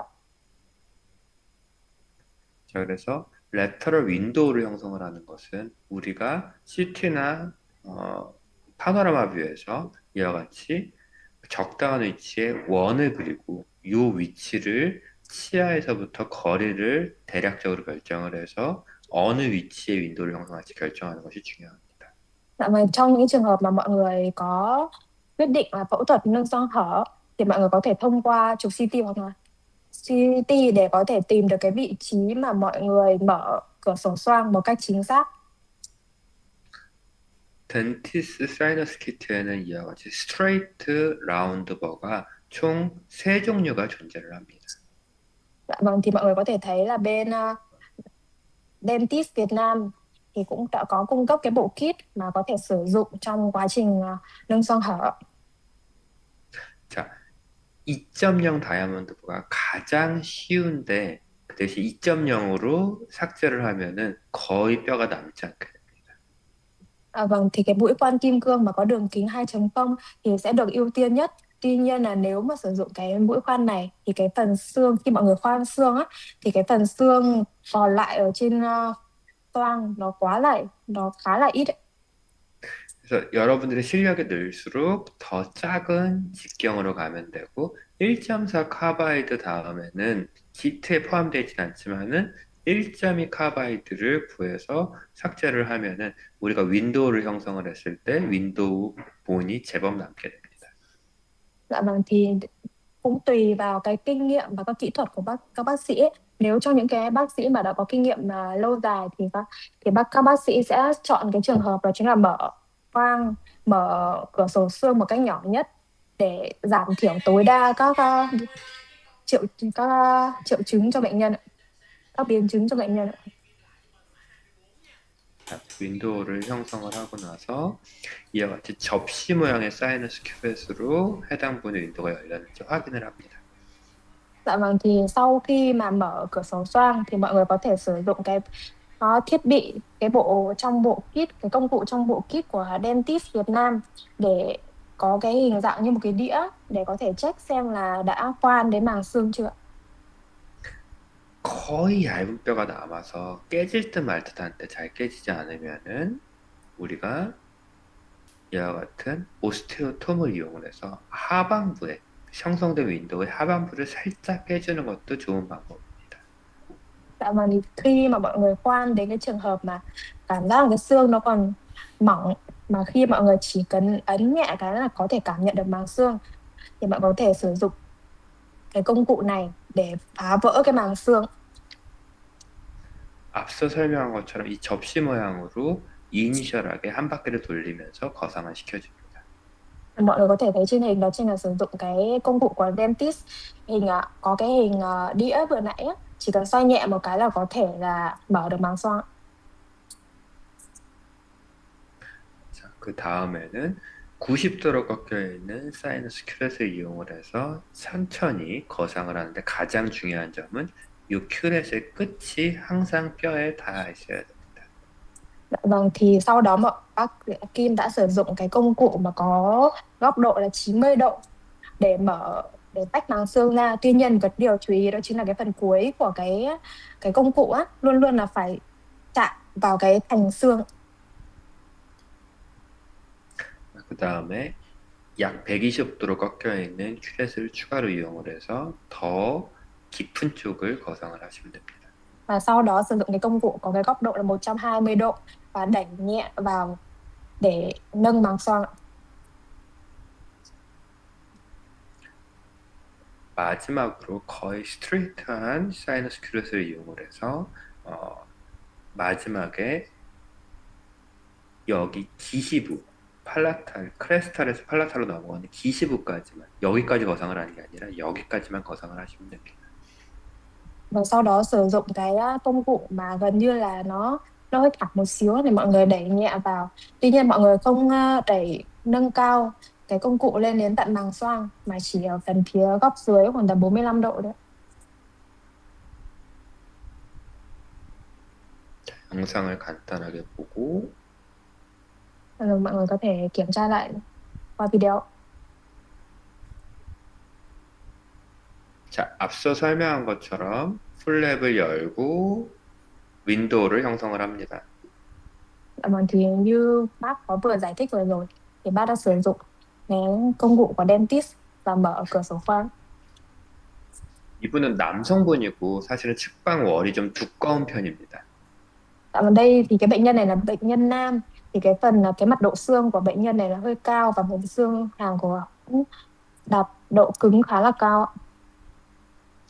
그래서 방금 뜯어낸 윈도우는 완벽한 윈도우가 아니라 조금 더 남아있는 단종으로 있어서 추가로 그라인딩을 하고 있습니다. Dạ vâng, thì sau cái bước vừa rồi thì không phải là đã hoàn thành xong cái bước mở cửa sổ quang mà mọi người sử dụng một cái công cụ khác để đẩy nhẹ để phá vỡ cái thành xoang. 얇은 뼈만 남아있는 상태에서는 이와 같이 오스테오톰을 이용해서 살짝 깨주는 것도 좋은 방법입니다. Thì trong cái tình trạng đấy là còn một cái lớp xương mỏng á, thì mọi người có thể đổi công cụ và sử dụng công cụ của dentist để phá vỡ cái lớp thành xoang. Thì cũng là một cái bước khá là hay. 접시 모양으로 되어 있는 사이너스 큐렛으로 한 바퀴 돌려주면은 이니셜한 거상이 끝납니다.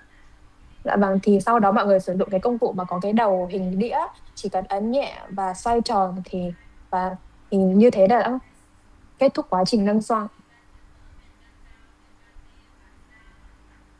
자, 다시 90도로 꺾여 있는 큐렛을 이용을 해서 천천히 막을 거상을 시킵니다. Sau đó mọi người sử dụng cái công cụ có góc 90 độ để đẩy màng xoang một cách nhẹ nhàng lên. 자, 다시 120도로 꺾여 있는 큐렛을 이용을 해서 순차적으로 거상을 해줍니다. Và sau đó sử dụng cái công cụ có góc độ 120 độ và để tách màng xoang ra khỏi thành xoang.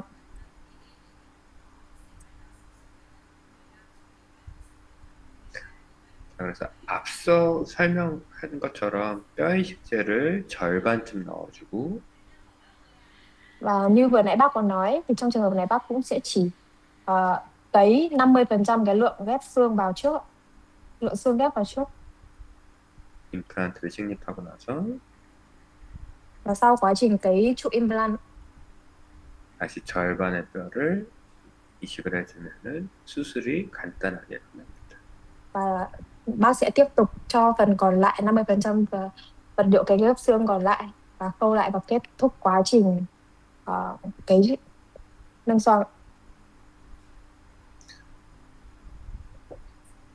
지금 한국 시간으로는 밤 10시 55분이고 제 예상으로 베트남 시간으로는 밤 8시 55분쯤 된 것 같습니다. Dạ vâng, thì hiện tại bên bên Hàn cũng đã khá là muộn rồi ạ. Nó rơi khoảng tầm 10 giờ 55 phút á. Và bên Việt Nam cũng là 8 giờ 55 phút á. 그래서 어쨌든 정리를 해서 마무리를 하고 나서 질의응답 시간에 컴플리케이션 다루는 법이라든지 그런 거를 조금만 더 추가로 다뤄보도록 하겠습니다. Vâng, thì bác cũng xin phép và xin là kết thúc buổi học hôm nay bằng một cái bài tổng kết. Và sau đó khi mọi người có câu hỏi gì có thể nhắn lên trong nhóm Zoom ấy ạ. Và bác sẽ cố gắng giải đáp một cách nhiều nhất ạ. 자, 잔종골 5, 6mm에서 우리가 크레스탈 어프로치를 하다가 막이 찢어지면은 이때는 6mm 숏 픽스처, 덴티스에서 나온 6mm 숏 픽스처를 이용을 해서 해결을 하시면 됩니다. Dạ vâng, thì trong cái trường hợp mà RBH có 5 đến 6 mm và mọi người sử dụng cái phương pháp đó chính là nâng xoang kín thì có thể sử dụng cái công cụ của dentist. 자, 잔종골 4, 5mm 정도로 남아있는 상태에서 해당 부분에 크레스탈로 하다가 찢어지면은 이때는 레터럴 윈도우를 열어서 리페어를 해주셔야 됩니다. Và trong cái trường hợp mà cái xương RB còn lại, cái chiều cao xương còn lại RBH chỉ có 4 đến 5 mm thì mọi người tuyệt đối là không được sử dụng phương pháp đó chính là nâng xoang kín mà phải chuyển sang phương pháp là nâng xoang hở. 레터럴 윈도우가 열린 상태에서 우리가 조작을 하다가 막이 가운데가 찢어졌으면은 조심스럽게 거상을 하면 되고 막에 마진이 찢어졌으면은 그 마진을 포함하는 윈도우를 하나 더 추가로 형성을 해서 프레시한 막을 노출시켜야 됩니다. Trong những trường hợp mà mọi người đang nâng xoang mà bị rách màng thì mọi người có thể làm có thể nhẹ nhàng phẫu thuật cái như mở một cái một cái cửa sổ khác bên cạnh một cửa sổ phụ và tiếp tục phẫu thuật, quá trình phẫu thuật. 자, 그리고 잔종골이 0mm인 굉장히 힘든 케이스에서 버컬과 팔라탈본이 살아있는 경우에는 잘 거상을 해주고, 물론 임플란트 심입하지 못하지만 뼈이식을 해주고 콜라겐 멤브레인으로 해당 부분을 덮어주시면 됩니다. Dạ, trong trường hợp mà RPH là gần như là gần như không tồn tại trong cái công mini. Tuy nhiên những trường hợp mà còn có mà xương mặt ngoài ấy, thì mọi người có thể sử dụng màng collagen để mà tiếp tục để mà thực hiện quá trình cấy ghép xương, và sau đó thì có thể là sau một thời gian sau nó có thể thực hiện quá trình cắm chụp implant. 자, 그리고 더 최악인 버컬이나 팔라탈본까지 함께 손상된 경우에는 기읍성막을 이용을 해서 해당 부분을 리페어를 하고 나서 덮어주셔야 됩니다. Vâng, tuy nhiên là trong những cái trường hợp mà nó tệ hơn là không có xương mặt ngoài thì mọi người có thể sử dụng các màng không tiêu để để dễ dàng thao tác hơn. 2시간 가깝게 강의를 진행을 했고, 물론 긴 시간이었지만 어쨌든 사이너스 내용을 전달하기 조금 짧아서 좀 아쉽기는 한데, 어쨌든 질의응답 시간을 통해서 조금 더 정리를 해드리도록 하겠습니다. Thì trong 2 tiếng vừa rồi thì bác cũng đã cố gắng truyền tải được nhiều nhất các thông tin cho mọi người ấy. Tuy nhiên thì để mà bao gồm hết cái chương trình nâng xoang thì cũng khá là tiếc. Vì vậy nên là bác cũng mong là có thể nhận được nhiều câu hỏi của mọi người để bác sẽ cố gắng để có thể trả lời cho mọi người được nhiều câu trả lời nhất ạ. 혹시 질의응답 시간에 질문을 못했더라도 저 이메일 주소로 질문을 주시면은 제가 답변을 드리도록 하겠습니다. Dạ vâng, thì trong những trường hợp mà mọi người chưa nghĩ ra câu hỏi hoặc là có nhiều câu hỏi hơn á, thì mọi người có thể thông qua cái email mà bác có chiếu trên slide, thì mọi người có thể thông qua đó và có thể hỏi thêm bác bất kỳ lúc nào. 그리고 혹시 베트남어로 질문을 주시면 베트남어를 할 줄 아는 와이프를 통해서 답변을 드리도록 하겠습니다. Dạ vâng, nếu mà trong cái trường hợp mà mọi người hỏi bằng tiếng Việt á, mà bác không biết thì bác sẽ cố gắng nên là nhờ vợ của bác để trả lời cho mọi người bằng tiếng Việt một cách dễ hiểu nhất ạ. 네. 질의응답 시간 진행하면 좋을 것 같습니다. 네. 지금 저희 그 통역하는 사람 바꾸거든요. 잠깐만. 그래서 한 2분에서 3분 정도 기다려 주시면은 바로 질의응답 진행하겠습니다. 네. 네. Tỷ ơi, bây giờ em sẽ có 5 phút giải lao, thì trong lúc đó thì quý bác sĩ hãy suy nghĩ câu hỏi và nhập lên khung chat, và bên cạnh đó thì bác sĩ có thể quét mã QR ở trên màn hình để mình có thể nhận được một phần quà đến từ Dentist Việt Nam. Quý bác sĩ vui lòng quét mã QR và điền những câu trả lời trong form. Dạ.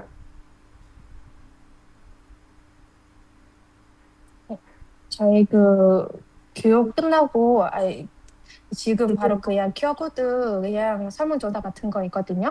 그래서 한 5분 정도 걸려가지고 조금만 기다려 주시면 감사하겠습니다. 네. 네, 죄송합니다.